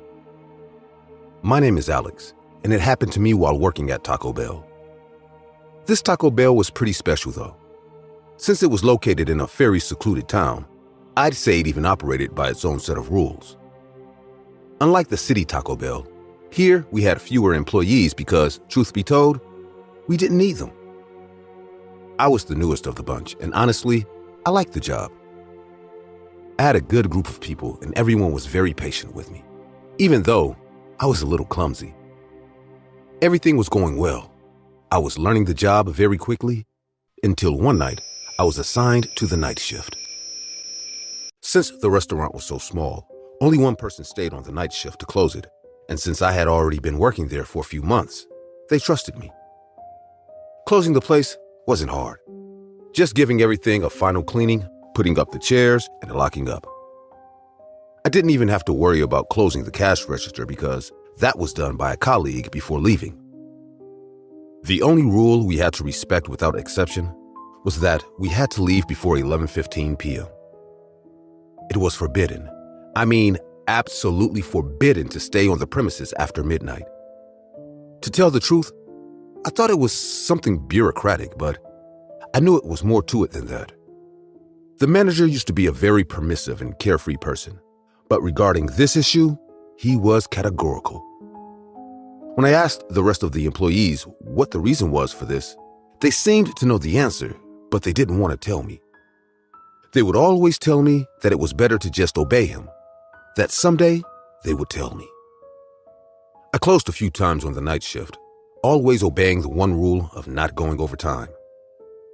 So I was trusted with the night shift more and more. Everything was going well until one fateful night, when by trusting me and not understanding that the time limit was put in place to protect me, I put my life at risk as I had never done before. That night, the restaurant was full. There was so much work. Luckily, my coworkers helped me. They moved several of my tasks forward so I could leave on time. When they left and the tables began to empty, I must admit that I made a terrible mistake. When cleaning the ice cream machine, I accidentally broke it, and the ice cream started pouring out nonstop. To make matters worse, while trying to fix the ice cream machine, I kicked the bucket, flooding the entire restaurant. I felt like the clumsiest person in the world. I couldn't let this mess stay until tomorrow, or I would surely get in trouble.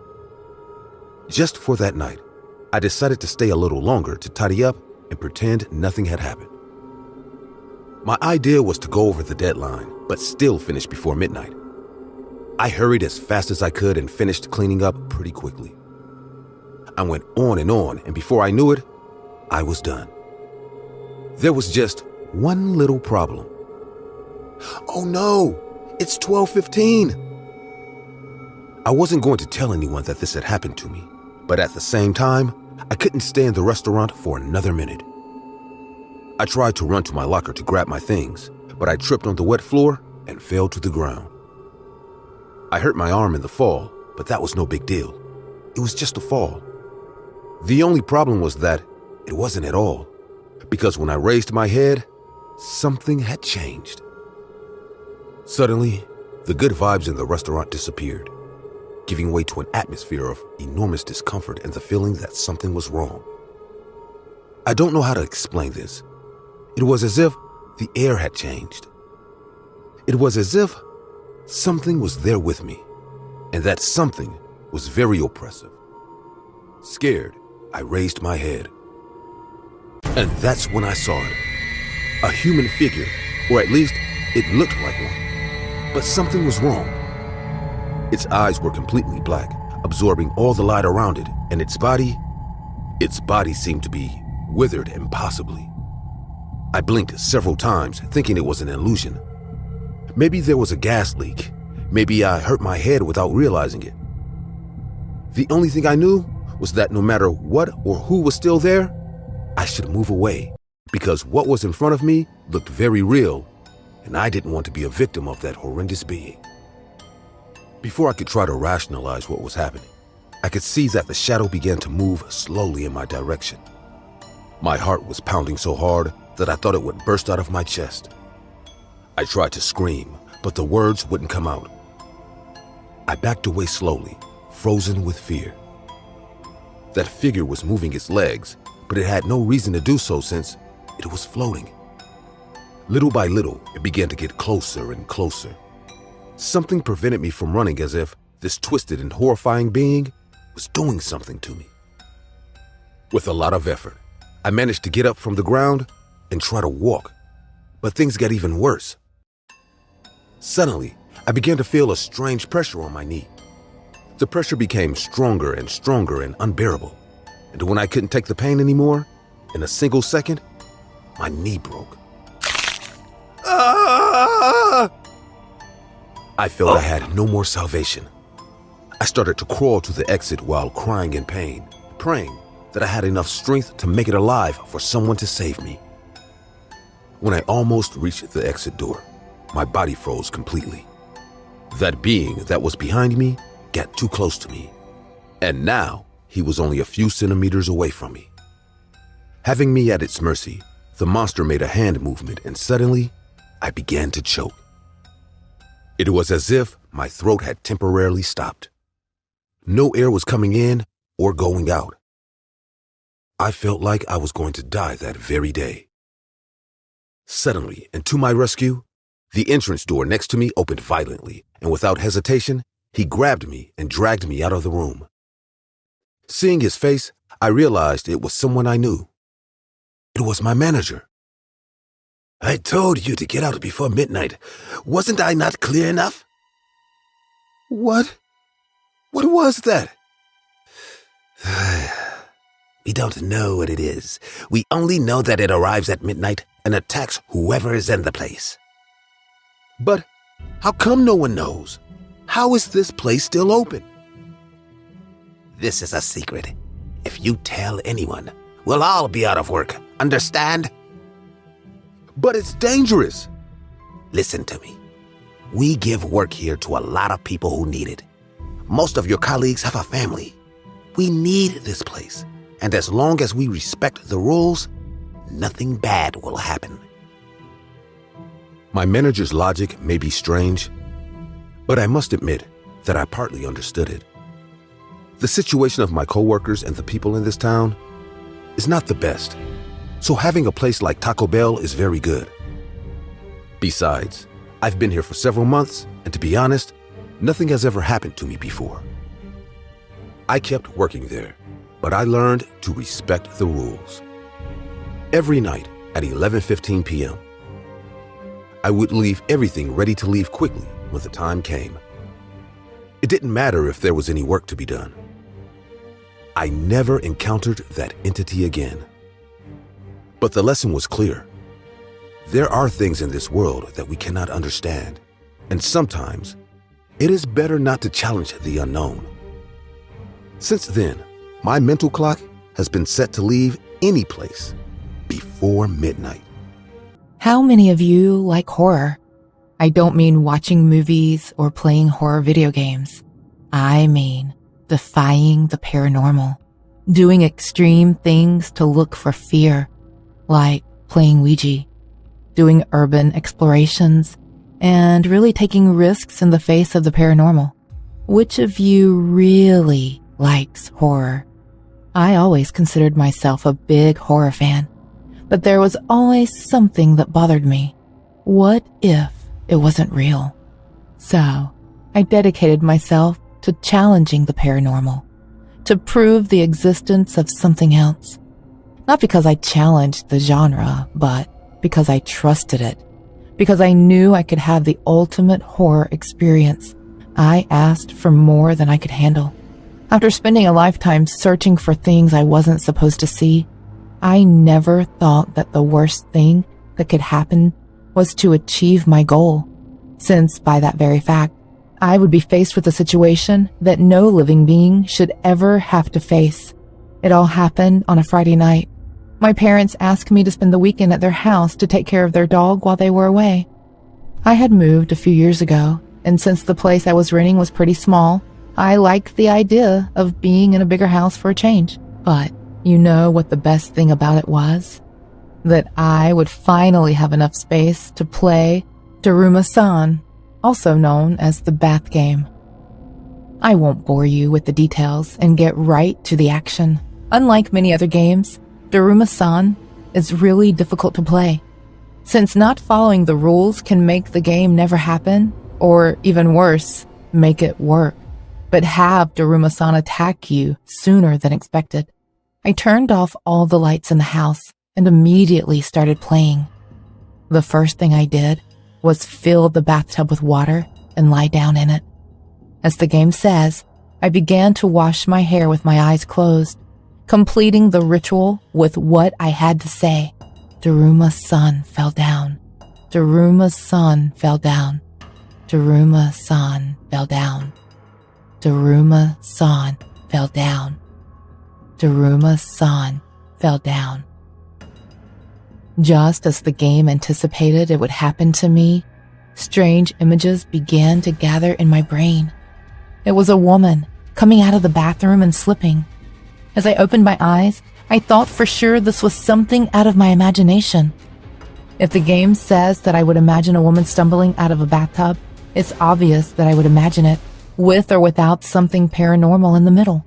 As soon as I finished washing my hair, it all started. Suddenly, I felt like something was watching me. I don't know how to explain it to you. Maybe even what I felt at that moment doesn't make sense, but what my body felt, well, that made a lot of sense. I wanted to turn around. I wanted to confirm that what was watching me behind me was real, but I couldn't do it. The rules of the game said that I couldn't turn around and that I couldn't open my eyes no matter what. At that moment, I had no choice but to hold my curiosity and keep playing. After this question, the terrifying atmosphere around me became denser than ever. I was shivering at the thought of staying one more second in this bathtub. Luckily, the game was over, at least for tonight. Without opening my eyes, I got out of the bathtub without slipping, didn't let the water seep in, and went to sleep without turning on any lights. After all I did, the real game should start when I opened my eyes the next day. I must admit that although the game had not yet fully begun, that was the most traumatic night of my life. I spent the whole night having nightmares about a woman who came looking for me. That woman was missing an eye, just like darumasan. Throughout the whole dream, she didn't want to actively catch me. Once I woke up, I looked at myself in the mirror, somewhat asleep. As I gradually woke up, I remembered what I had done the night before. In case you don't know, darumasan is not about inviting a spirit into your bathtub. No. Darumasan consists of summoning a spirit that during the next day will do everything possible to kill you.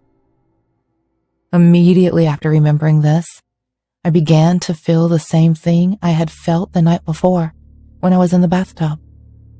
It was as if something was behind me, watching me, looking for the right moment to hurt me. According to the game, I was supposed to continue my normal routine that I would do any day. But this wasn't just any day. I was at my parents' house on a weekend. I had nothing to do and nowhere to go. Just staying at home, taking care of the dog or going out to buy something. I admit that part of me still thought this couldn't be real. Technically, I hadn't seen anything out of the ordinary. I had just felt things that might not be there. I relaxed and decided to go watch TV. Real or not, I had nothing else to do. I lay down on the couch, attentive to everything that could be around me. Any shadow seemed suspicious.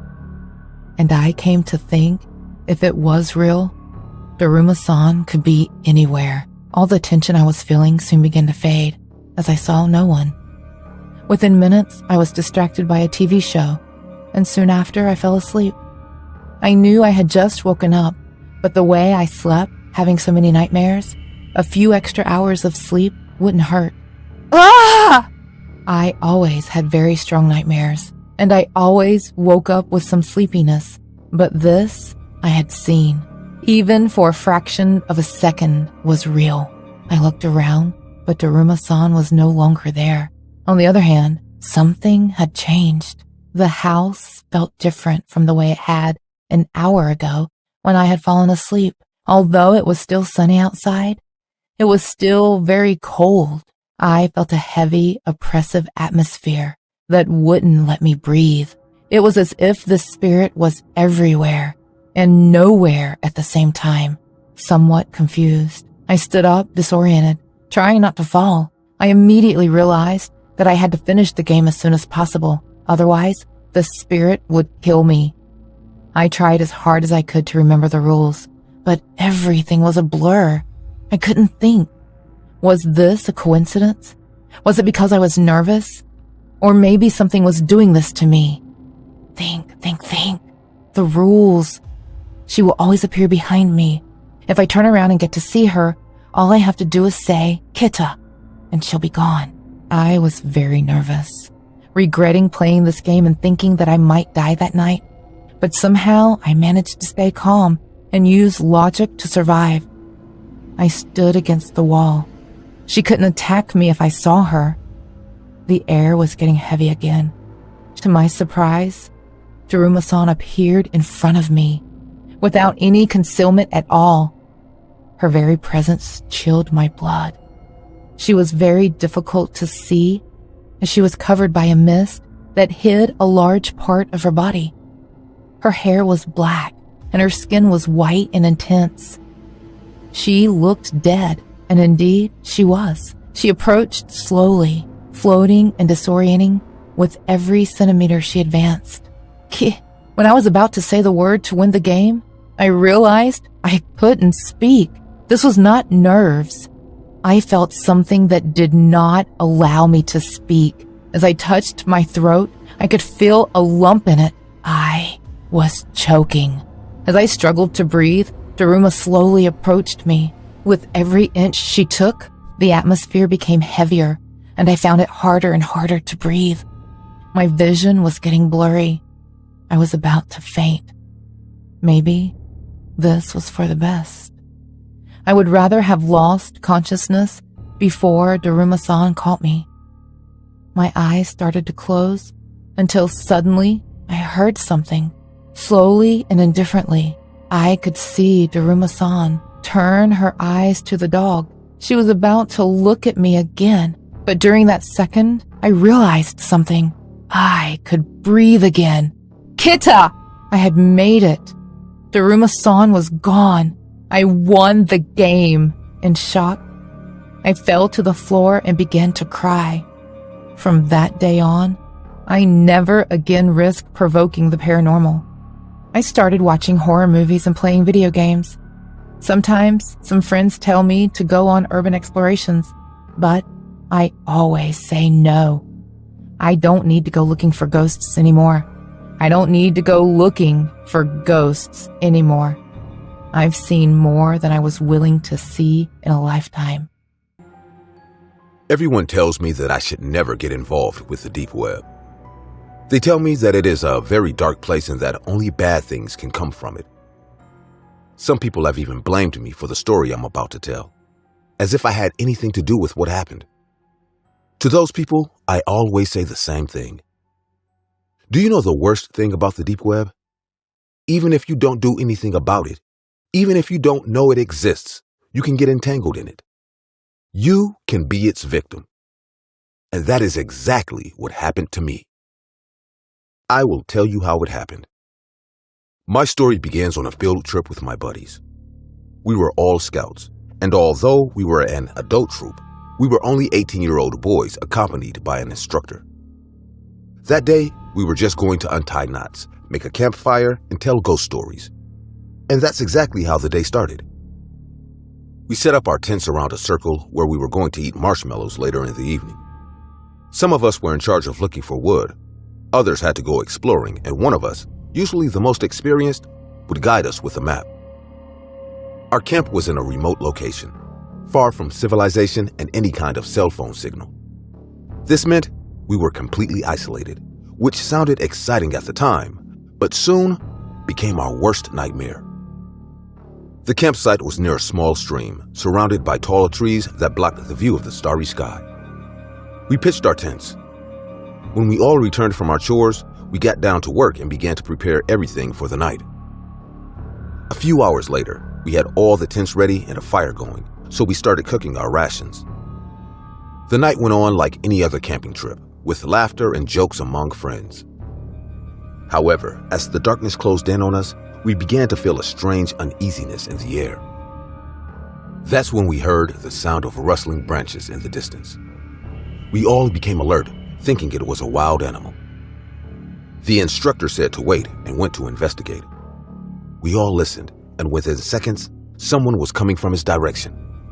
But what emerged from the trees was not the instructor. Several men dressed in black, wearing masks that hid their faces, appeared out of nowhere. One of them held a camera, while the other carried some kind of rusty axe. The rest were carrying guns, and they were pointing them at us. We were paralyzed with fear and surprise. The intruders slowly approached us, staring at us through their masks. One of them spoke in a voice that sounded distorted and mechanical. They ordered us to get up and walk toward the stream. With no other choice, we obeyed, feeling like we were trapped in a never-ending nightmare. As we walked toward the creek, the intruders made us form a circle. They stared at us, their eyes hidden behind masks. Then the man with the axe began to speak in a voice that chilled our blood. He explained that we were a part of a macabre live show being broadcast on the deep web. We had been randomly chosen to be the victims of his twisted fun. Our hearts were pounding and anxiety gripped us. The man with the camera began to record us, pausing at each of our faces. We knew we were being filmed for an unknown audience in some dark corner of the web. Tears began to gather in our eyes, but we knew that crying would only make our situation worse. The deep web psychopath explained to us the rules of the macabre game we were about to play. Only one of us would make it out of that night alive. and the rest of us would disappear into the depths of the forest. The man placed a bottle in the middle of the ground and began to spin it to determine who would be the first to die. The bottle finished spinning and pointed to one of my friends. The intruders grabbed him and dragged him into the dark forest. I still remember my friend's screams. He was desperately calling for help, shouting that if we all got together, we could attack the men. Otherwise, we were all going to end up dying. You know, I still think about his words a lot. To tell you the truth, he was right. If we had listened to him, most of what happened that night could have been prevented. But can you blame us for not acting? We were only 18 years old. We had never had any real problems in our lives, and suddenly we were facing men from the deep web who wanted to play with us, torture us, and kill us. We could do nothing to stop them. We could only hear our friends' screams and terror fading in the distance. I admit that we all stared at each other. Some were thinking of attacking them. Others wanted to escape. But in reality, we were all frozen with fear. We were all convinced that there would surely be more people in the woods watching us, waiting for one of us to attack or try to escape. Hesitantly, we continued to listen to the sounds of our friends wailing, which would haunt us for the rest of the night. Meanwhile, the man with the axe looked at the rest of us and said that only one would escape. The rest would suffer the same fate. Time passed slowly and panic set in. We didn't know whether to try to flee or stay and wait for our turn to come. Finally, another bottle throw pointed to another one of my friends. They led him into the woods, and this time, we heard no screams. Just an eerie silence that left us even more terrified. As the night progressed, the intruders continued to pick off our friends one by one. Each time one of them disappeared, a sense of helplessness and despair grew in me. I knew that the possibility of being next was increasing, and my fear became unbearable. At one point in the night, none of us thought about escaping. The idea of being the last one alive started to become more and more attractive to all of us who were left. It was going to be harder and harder to resist or escape. We could only play by their rules. Without realizing it, we all became a herd of frightened sheep waiting to be slaughtered. Finally, there were only two of us left, my best friend Mark and me. The man with the axe looked at us with a sinister smile and informed us that it was now our turn to play. He gave us a choice. We could fight each other to the death, and the survivor would be free, or we could refuse and face an even worse fate. Mark and I looked at each other with terror in our eyes, knowing we had no choice. The fight was brutal and heartbreaking. We were not killers. We were friends. But the life at stake forced us to fight until one of us lay motionless on the ground. Blood mixed with mud and the sound of our blows echoed in the night. Neither of us was really fighting. We were just two teenagers punching each other and crying. Every punch I hit Mark with was like hitting myself, and I could see in his eyes that the same thing was happening to him. You know, I've known Mark my whole life. He was the first guy I talked to on my first day of high school, and since then, we've always been inseparable friends. Mark was like a brother. A brother I was trying to beat to save my own life. If either of us had really wanted to take the other one down, we could have done it very easily. But all our blows were like content. We both wanted to survive, but neither of us could bring ourselves to drop everything. And the Axeman knew it. I could see in his face how he was getting impatient, and when the man with the camera spoke to him, he only got angrier. Out of the corner of my eye, I could see how the Axeman grimaced and prepared to come at us. I knew what this meant. The fight was boring him. In that moment of desperation, I stopped thinking about Mark and thought about my parents. I thought about how devastated they would be if anything happened to me. I thought about my father, who would blame himself for my death since he insisted that I come. At that moment, I closed my eyes and hit Mark as hard as I could while crying and closing my eyes. Mark was instantly defeated, and the man with the axe was surprised, but began to laugh. The man with the axe came up to me and congratulated me for surviving. He told me that I could leave. The man not only told me that I could tell the story, but he threatened that if I didn't tell the story, terrible things would happen to me and my family. So I was left to go, alone and traumatized in the middle of the dark forest. I ran without looking back, aimlessly, until I found a path that led me back to civilization. I arrived at a police station and told them what had happened. However, the police could find no trace of the deep web psychopaths or my missing friends. The deep web is a dark and mysterious place, difficult to trace. You know, sometimes I feel like I have to do something, like look for them and get revenge for what happened to Mark. But inside, I know they are just fantasies. I have no choice but to live like a coward. A coward whose family is alive and plans to keep them that way.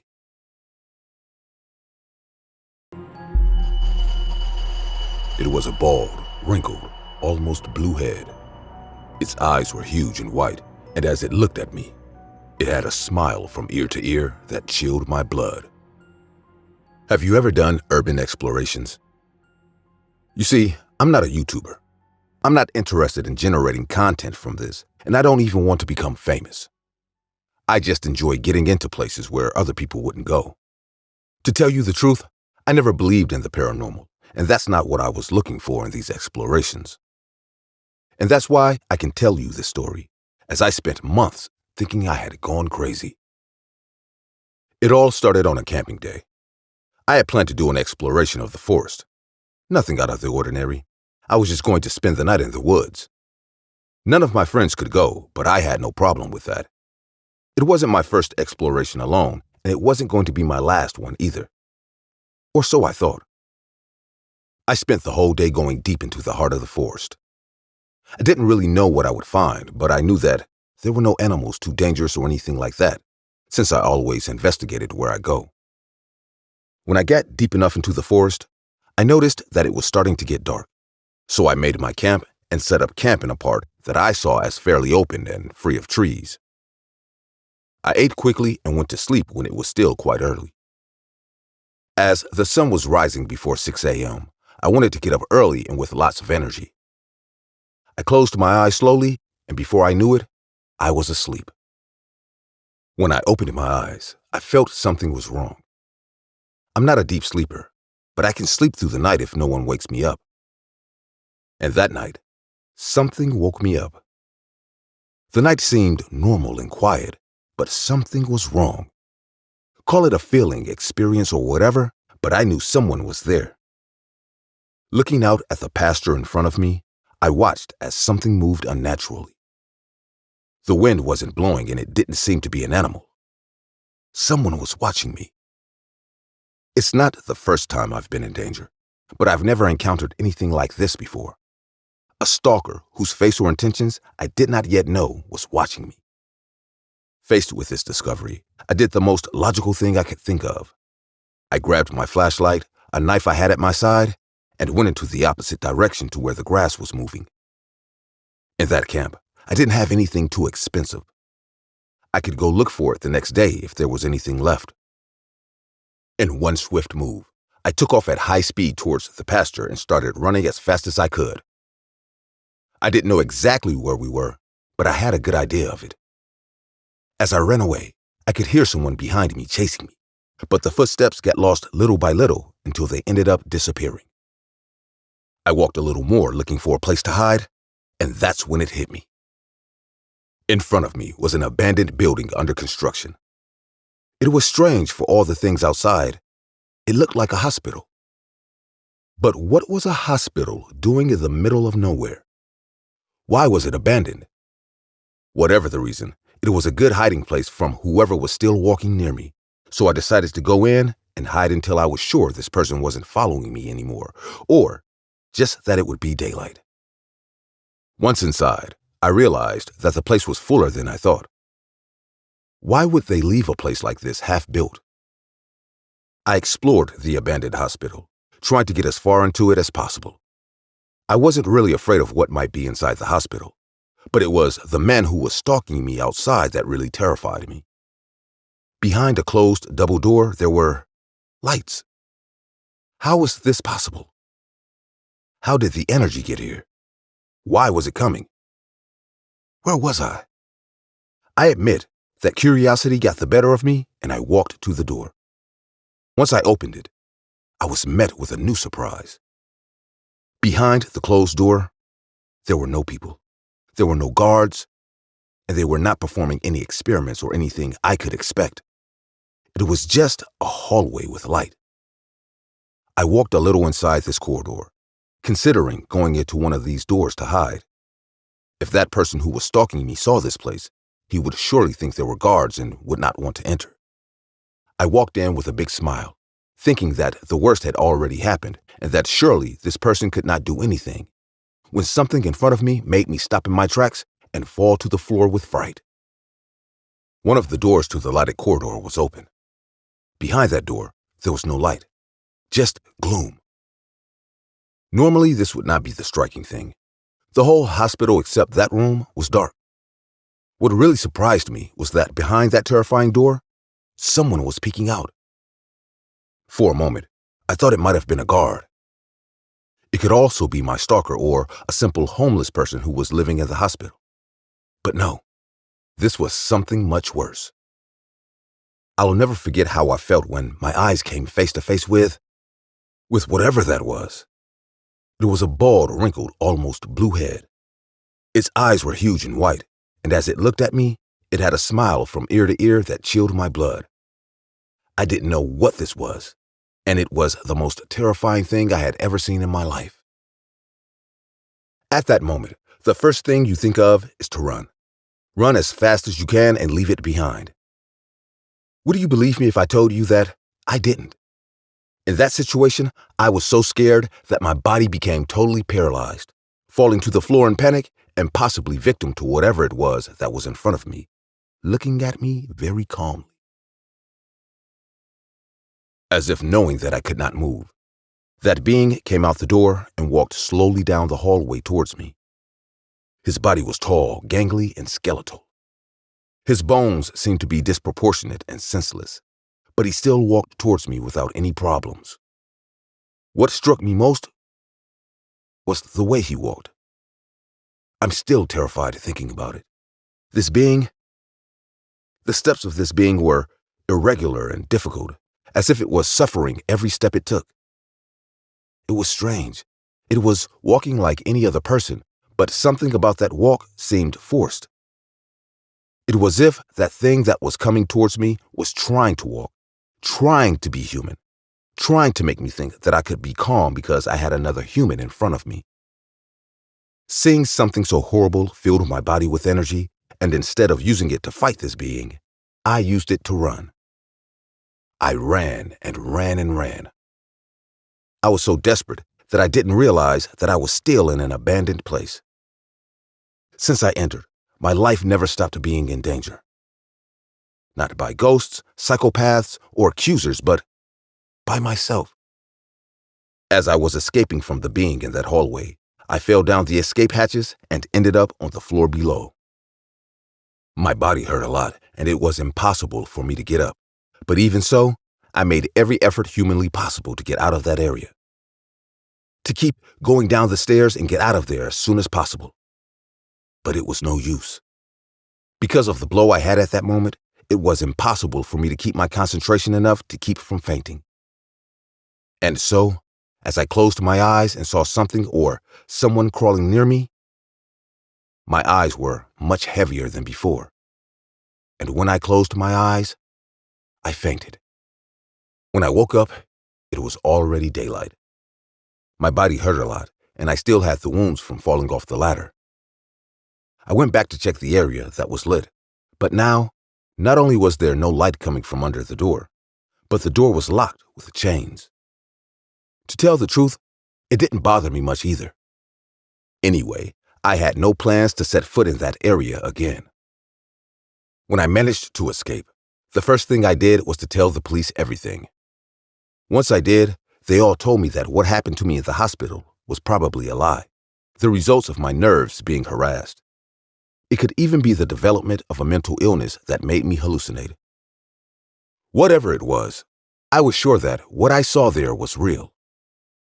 What the police were able to discover was the information about the man who was following me.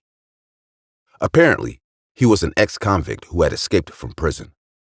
This man never planned to hurt me, but he surely would have if necessary.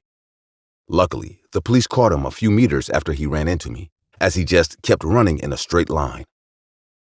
I still wonder what happened that day. Honestly, the older I got, the blurrier the whole story became. Let this be a lesson.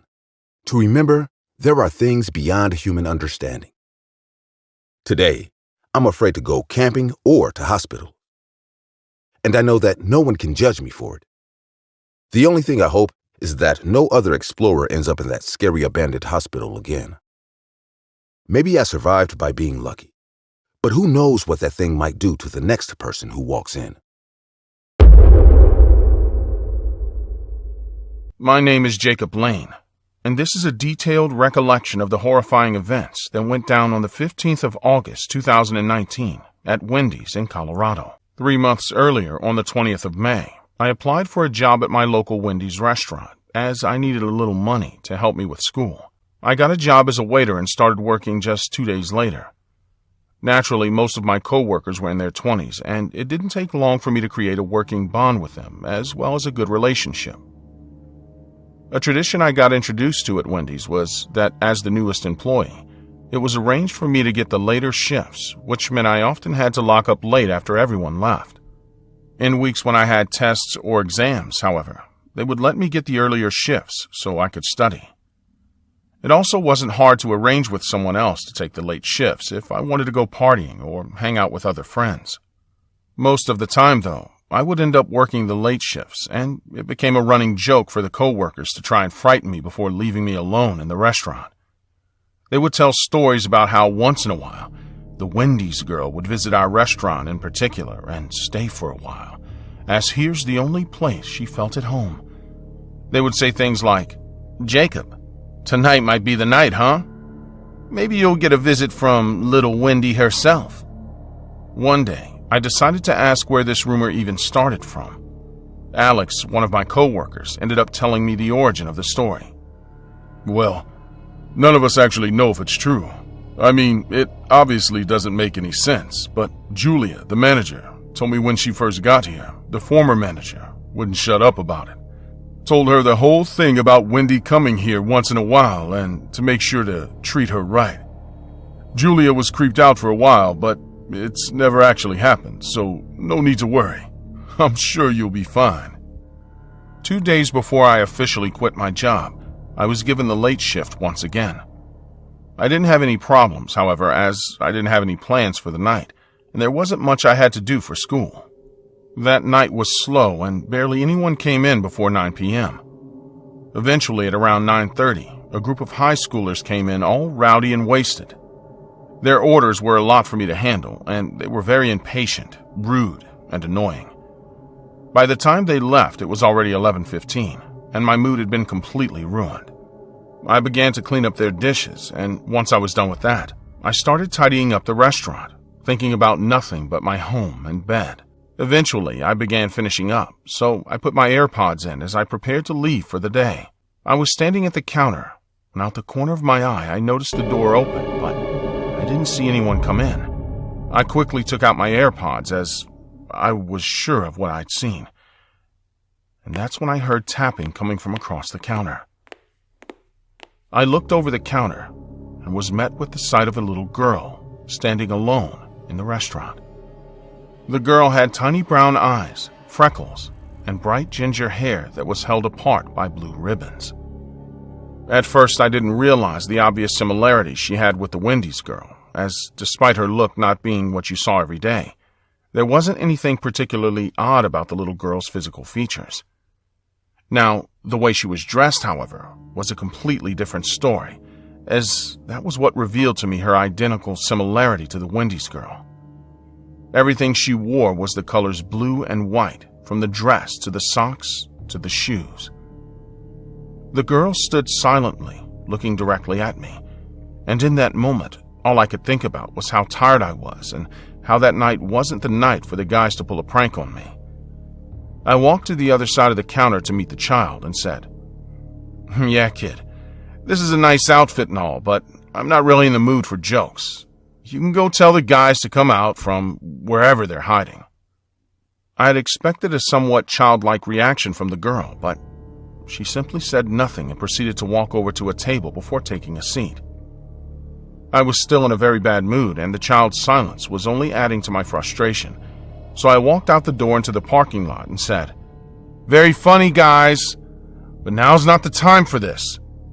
I waited for someone to come out, but the parking lot remained completely silent, and the only sounds I could hear were crickets. I walked back in to find the child seated with a menu. She looked up as I walked back in and finally spoke. "I want one of everything on this menu. You can take your time." At that point, I was completely frustrated and annoyed, but a part of me was confused as to how the little girl didn't act or sound her age in any way at all. Nothing about her had the childish innocence all kids her age showed. Instead, she gave off a mature and dark vibe. She was still a child, however, and I wasn't going to serve her anything, so I said, "First of all, young lady, we closed 15 minutes ago, and secondly, I don't care what you want, so please get up and go home." The girl looked shocked and responded calmly with, "I am home." The look in her eyes as she said that sent chills down my spine. I couldn't entertain the situation anymore, and I didn't know what it was about her, but I suddenly had goosebumps all over my body. The child sat still as she stared into my eyes, and at that moment I realized it wasn't a joke, and I might lose my life if I didn't do what I was told. The girl looked away and finally broke the silence, saying, "You shouldn't be rude to me in my home. You all need to learn to respect." I walked away from her, completely confused as to how a child could make me frozen with fear. My mind immediately began to ponder the possibility of the jokes my coworkers told being true. All I knew was there was something very wrong with that child, and although I wasn't sure what it was, I knew it wouldn't be smart to stick around and find out. So I acted as if I was headed behind the counter, but I quickly burst out the front door and began running to the apartment complex down the street. As I ran away from Wendy's, all I could think of was, am I really running from a little girl? Those thoughts, however, were quickly justified as I heard a loud scream come from behind me, followed by rapid footsteps. I looked back to see Wendy running towards me at great speed with a large knife from our kitchen in hand. I kept running, but each time I looked back, she seemed closer and closer until eventually I felt a sharp pain through my leg, causing me to fall. The girl frantically crawled on top of me, stabbing my arm, legs, and shoulder, grunting heavily in the process. She eventually crawled up to face me. Her eyes remained still, dead, empty, and my blood had covered most of her freckles. The girl gripped my neck before saying, "You shouldn't be rude to me in my home. You all need to learn respect." She raised the knife to stab me again, but the headlights of a car pulling out of the apartment complex lit up the road I was lying on, and the driver screamed as soon as she saw what was happening. Before the driver could get out of the car to help, Wendy got off me and ran, straight into the darkness, disappearing just as quickly as she had appeared. The police and my boss arrived with the paramedics later that night, and after I told them my story, they came up with two possible conclusions.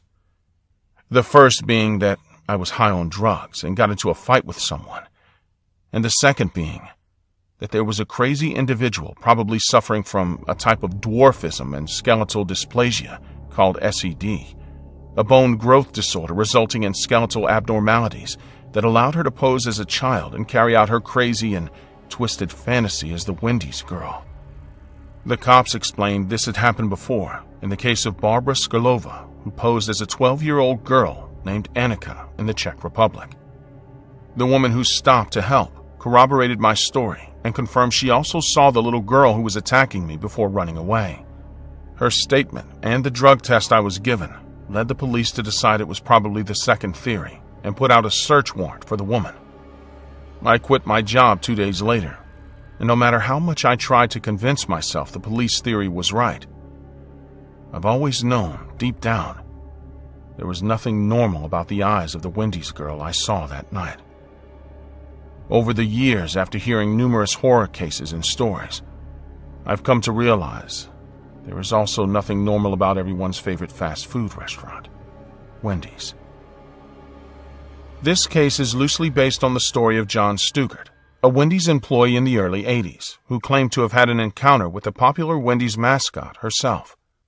The employee claimed that the child visited him late at night while working alone and attacked him when he tried attending to her. After further investigation, however, it was decided the employee was mentally unstable, and he was put in a psychiatric hospital just 3 months later. Most records of this case were quickly discarded, which led many people, including myself, to ask the question, was he really mad, or was there something bigger going on? What could have been the truth about the night Stugart spent alone at Wendy's? And what could be the secret our favorite restaurant, Wendy, doesn't want us finding out? For the last year, I've been a regular viewer of this channel. And let me tell you how happy I get when a new video pops up in my notification. I know a lot of you can relate to this. Being a truck driver, most of the time I'm on the road. These videos and music keep me entertained throughout my drives. But today, I'm going to share a true night driving horror story with you, and I hope you enjoy it. My name is Stefan, and for the past 8 years I've been a truck driver. I always enjoyed driving and being on the road, so when I was approached by my uncle to work as a driver in his transportation company, I jumped at the opportunity. I'm also a part of the truck driving community, and we all share our good as well as bad or terrifying experiences with each other. I too had seen my fair share of sketchy and illegal things on the road, but what happened to me that one time made me question everything. The company that I work for transports electronic goods, furniture, and other non-perishable items most of the time. There was one such delivery I had to do from South Carolina to North Dakota. It was December, so the atmosphere was already chilly, and driving through snow-covered roads is not my favorite part. However, I was requested to make this delivery by my uncle, as the other driver had taken sick leave.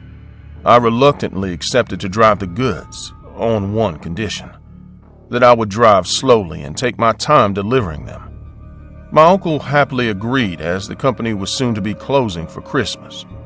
In my truckers community, I have a lot of drivers that had mentioned weird things happening on the way to North Dakota.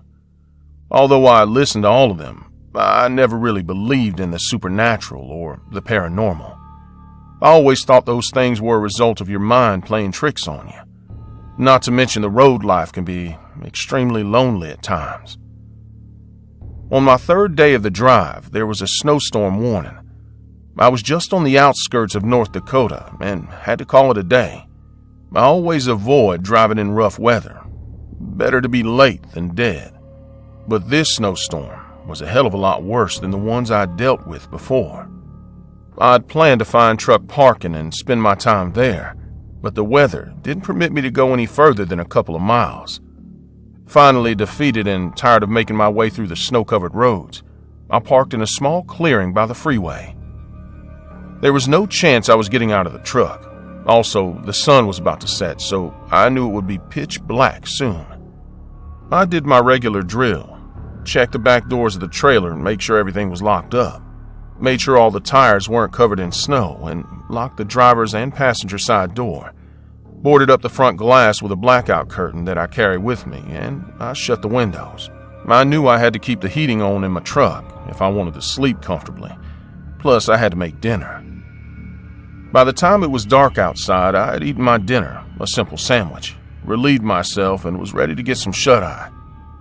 I lay in the makeshift bed behind the driver's and passenger seat, pulled a blanket over myself, and got comfortable. I knew it'd take a few minutes to fall asleep, so I decided to watch some of SSG Animations' scary videos on YouTube. I'm not sure when I fell asleep, but I jolted awake after hearing a sudden bang. It was as if someone had hit something hard and big against the rear of my truck. My phone was beside my bed and it was dark, inside and out. My first instinct was that maybe I'd had a dream, so I decided to go back to sleep, only to be woken up by another bang a couple minutes later. This time, however, I knew I wasn't dreaming. Someone or something was banging on my truck, and they were hitting hard against the steel. I had a couple of incidents of homeless people or straight-up thieves trying to steal stuff from my parked truck. But who would get here in the middle of the snowstorm with 2 or 3 feet of snow everywhere? Bang! Once again. Who the hell was it? I knew it was intentional, as no wild animal ever targets a big object repeatedly, and never in a snowstorm. But who would be daring enough to get out here in such a remote place and at that ungodly hour just to torment a truck driver? If it weren't snowing so much, I'd step out and confront the person or people. I always carried a small gun with me, just in case, so I wasn't afraid. But this time, something in my gut told me to stay inside and not react. However, I was curious, so I decided to film whatever was going on through my window. With my phone camera, I moved over from my bed to get closer to the window. As soon as I pointed my camera towards the exterior of the truck, I saw weird yellow eyes staring straight at me from the corner of my window. I was so scared that I stumbled back into my bed. I didn't make a single sound, as the only thing keeping me safe from the creature outside was the truck door and some breakable glass. I knew as soon as I saw the eye that this was no wolf or bear, nor was this any human or any animal for that matter. It was something else, something we didn't know about. I stayed tucked in my bed and kept recording as much as I could. Soon I spotted an ear of the creature, all while the banging continued. This meant there was more than one of these creatures. I knew I didn't stand a chance in front of one of these guys, not even with my gun, so the wise thing was to lay low and hope they'd leave me alone. Also, the battery of my phone was about to die, so I stopped recording and curled myself back in bed. Now the creatures were moving to the front of the truck, and I was terrified. I knew the only one who could save my life from the terrifying creatures outside was God. So I started praying while I hid beneath my blanket. The creatures banged on the doors and the hood of the truck. They were trying to open the doors to get in, but I had double locked them, a locking technique I'd learned very early on in my trucking career. Now, without my phone, I wasn't able to see anything outside. All I could do was hear the noises made by these creatures. This went on for at least an hour, after which the creatures got bored of my truck and left. That night, I didn't sleep one bit. I was wide awake in case the creatures returned, but they never did. The next morning after sunrise, I scouted the surroundings from the inside of my truck, and when I thought the coast was clear, I jumped out of the truck. I jumped straight into 4 feet of snow. There were no footprints on the ground for me to figure out if it was a human or an animal. However, as I moved towards the back of the truck, there were multiple dents in the steel, which resembled a powerful punch. Not scratched from an animal's paw or horns, but a human punch. Who would be strong enough to put such deep dents into a steel truck? I had no idea, but I decided to get the hell out of that place as soon as I could. Finally, I reached my destination by midday, and fortunately, the snow on the road had melted and the weather was pleasant. The people unloading the stuff from my truck had asked if I'd gotten into an accident, looking at all the dents on it. I told them what had happened, and they told me that no one dares to travel on that part of the freeway after sunset, and the people living in that region believe that a half-human, half-animal hybrid roams that area after sundown and attacks anything and anyone who comes across it. To date, no one has been able to catch or even get a photo of this animal, as it's as smart as a human and as strong as an animal. Then, I showed the footage on my phone, and perhaps that was the only time someone had captured those creatures on camera. I don't know if I should consider myself lucky or extremely lucky. What do you think those things were? Werewolves? Humanoids or aliens? I, for one, have no clue what they were, and nor do I ever want to know.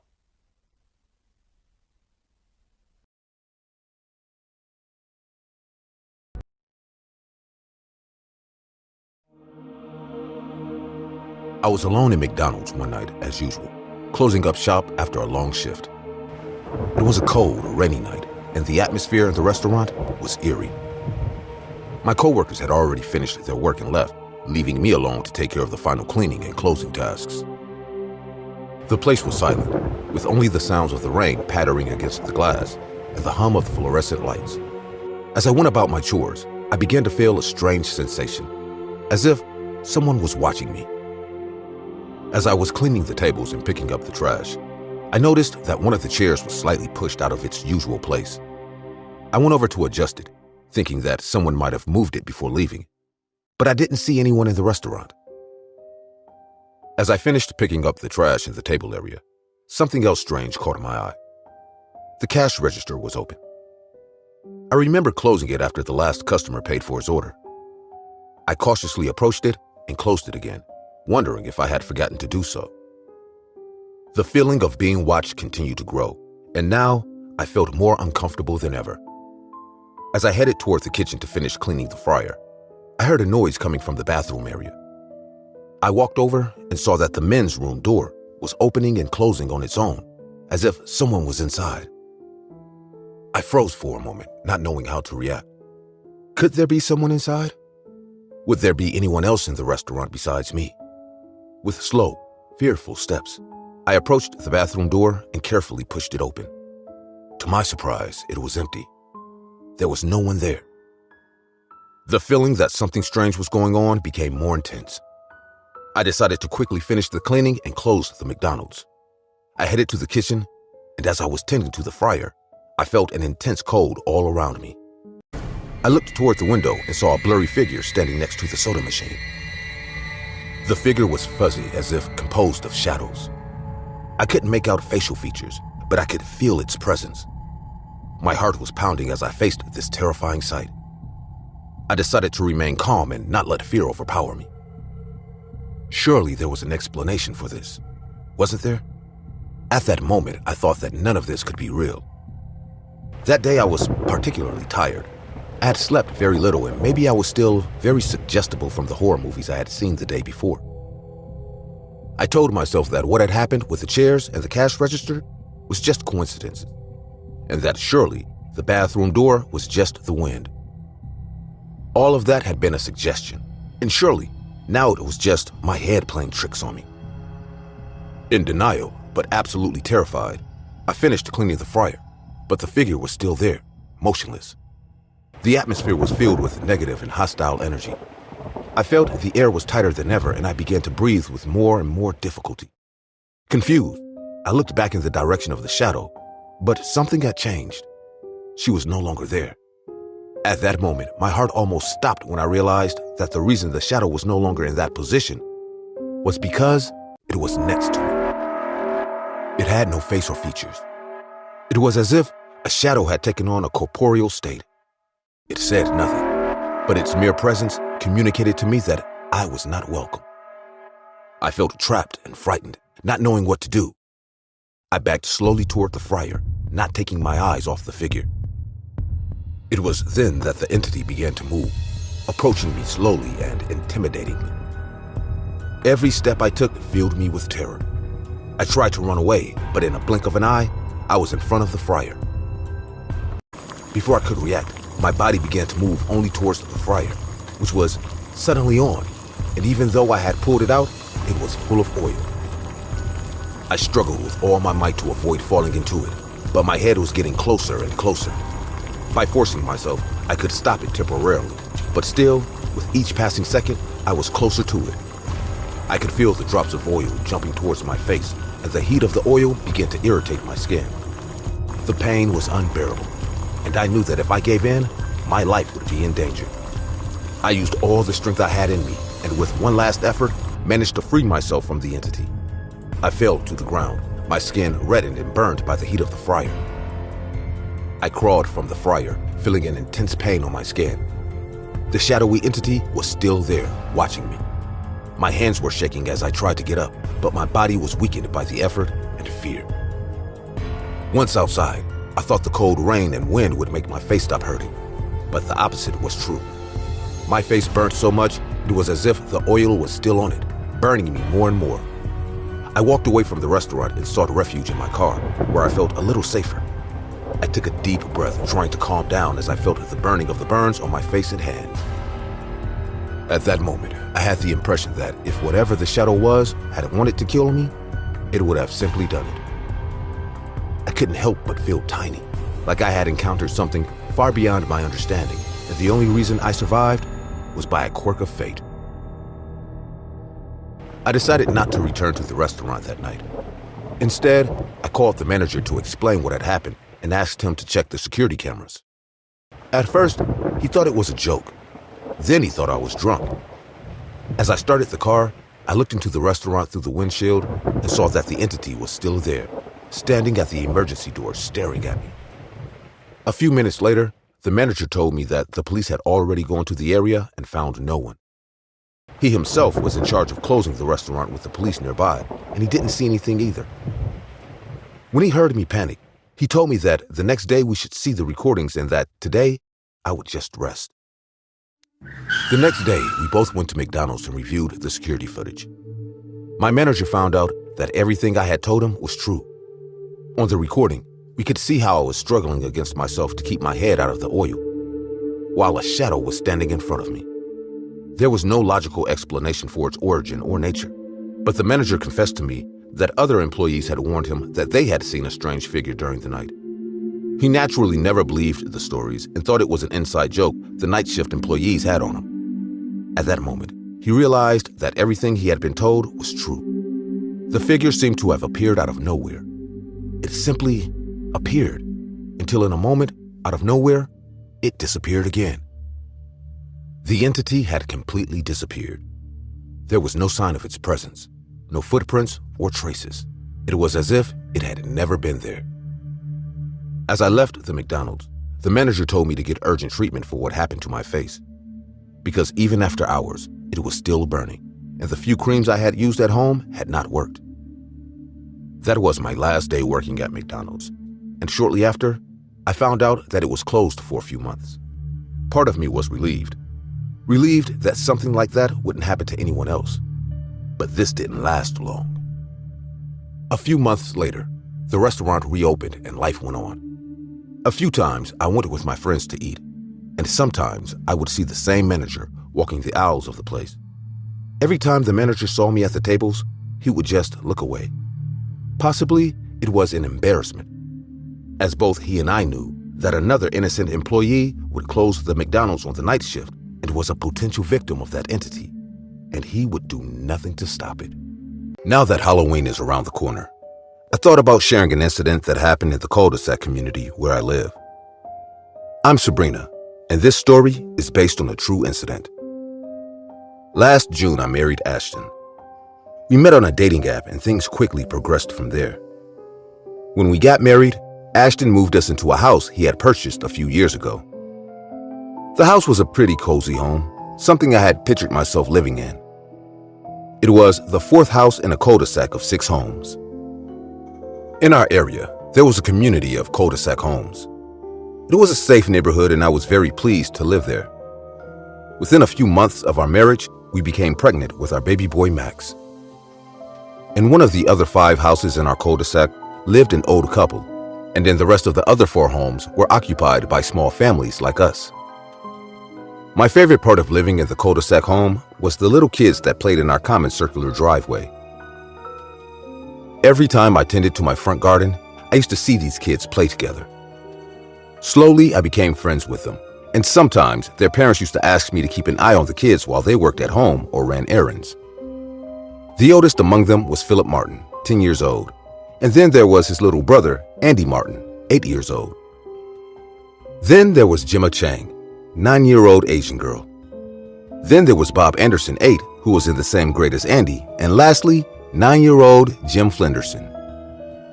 All these kids were very close and also went to the same school. As it was my first Halloween there, and also because I was pregnant, I could not decorate the house as I wished to. The kids noticed the lack of decoration in our home and brought all the spare Halloween decorations they had and helped me decorate my house. By then, I felt like I was part of the cul-de-sac family. Unfortunately, Ashton, my husband, had to fly out of state for work, and so I was left alone in the house. I had brought some candy from the store earlier for all the kids who came trick-or-treating. I knew at some point these 5 little devils would come to my home asking for treats. Around 6 in the evening, my doorbell started ringing with all the kids coming for their share of candy. Although it was a delight seeing kids dressed as different characters or things, I was wondering who or what had my 5 little neighbors become for this Halloween. As I remember, they were hell-bent on wearing coordinated outfits.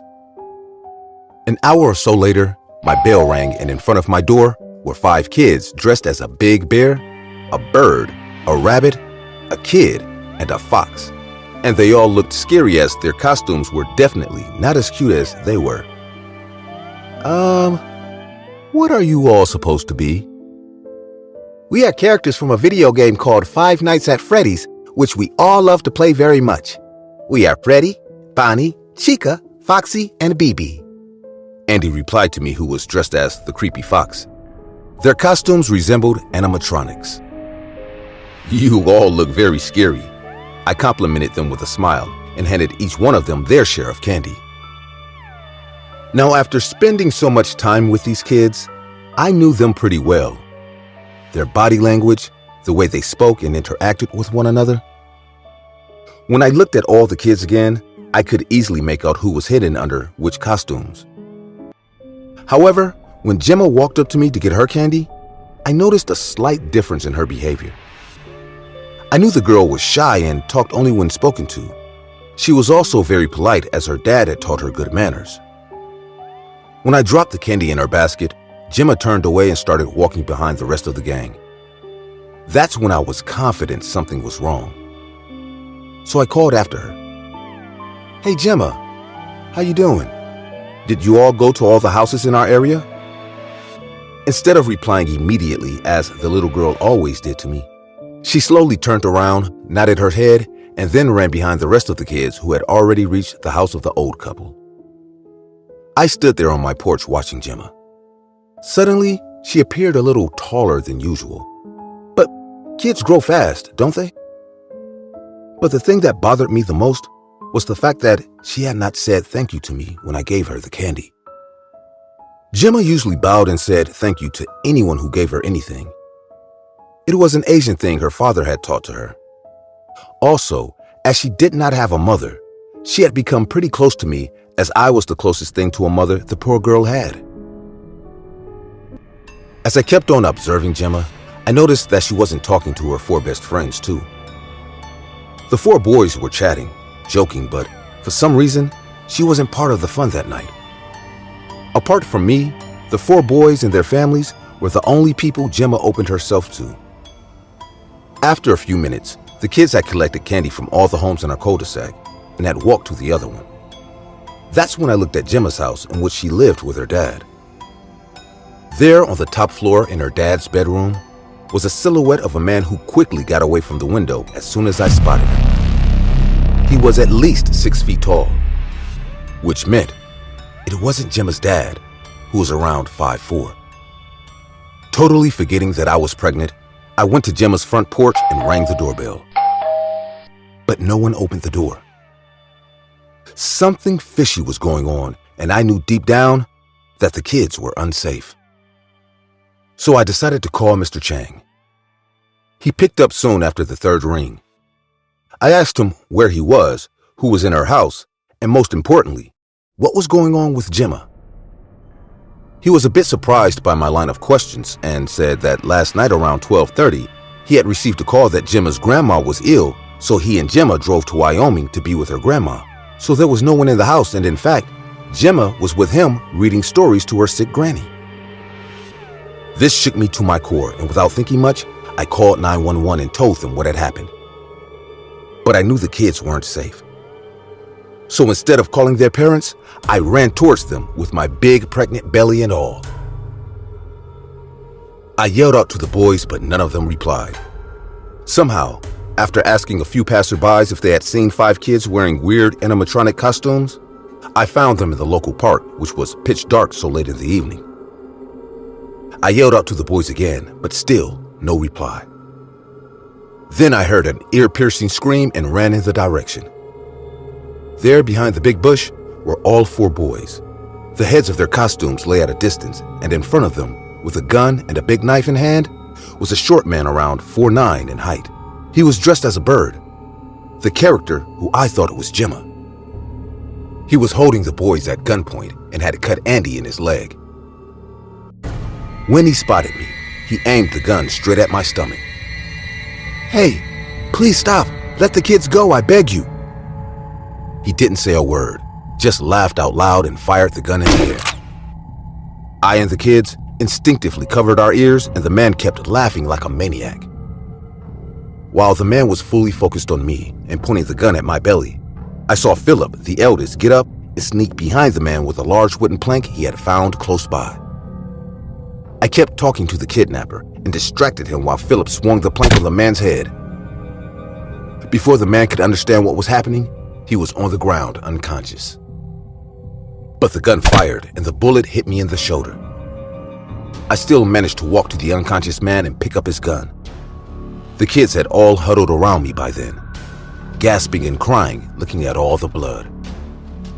The cops soon got there after hearing 2 gunshots, and they had already arrested the tall man in Gemma's home. They arrested the unconscious kidnapper too. What had happened was, when Gemma and her father left early in the morning, these 2 thugs had seen them leave.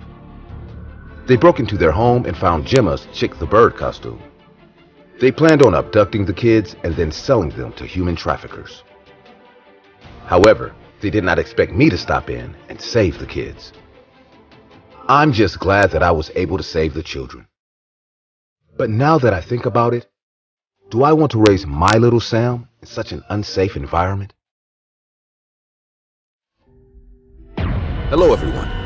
We are thrilled that you have been enjoying our videos. Your support means the world to us. If you've liked what you've seen, please consider liking and subscribing to our channel. We would love to hear which one of our videos is your favorite. We're on a mission to reach 100,000 members in the SSG family, and with your help, we can achieve that goal. Thank you for being a part of our journey.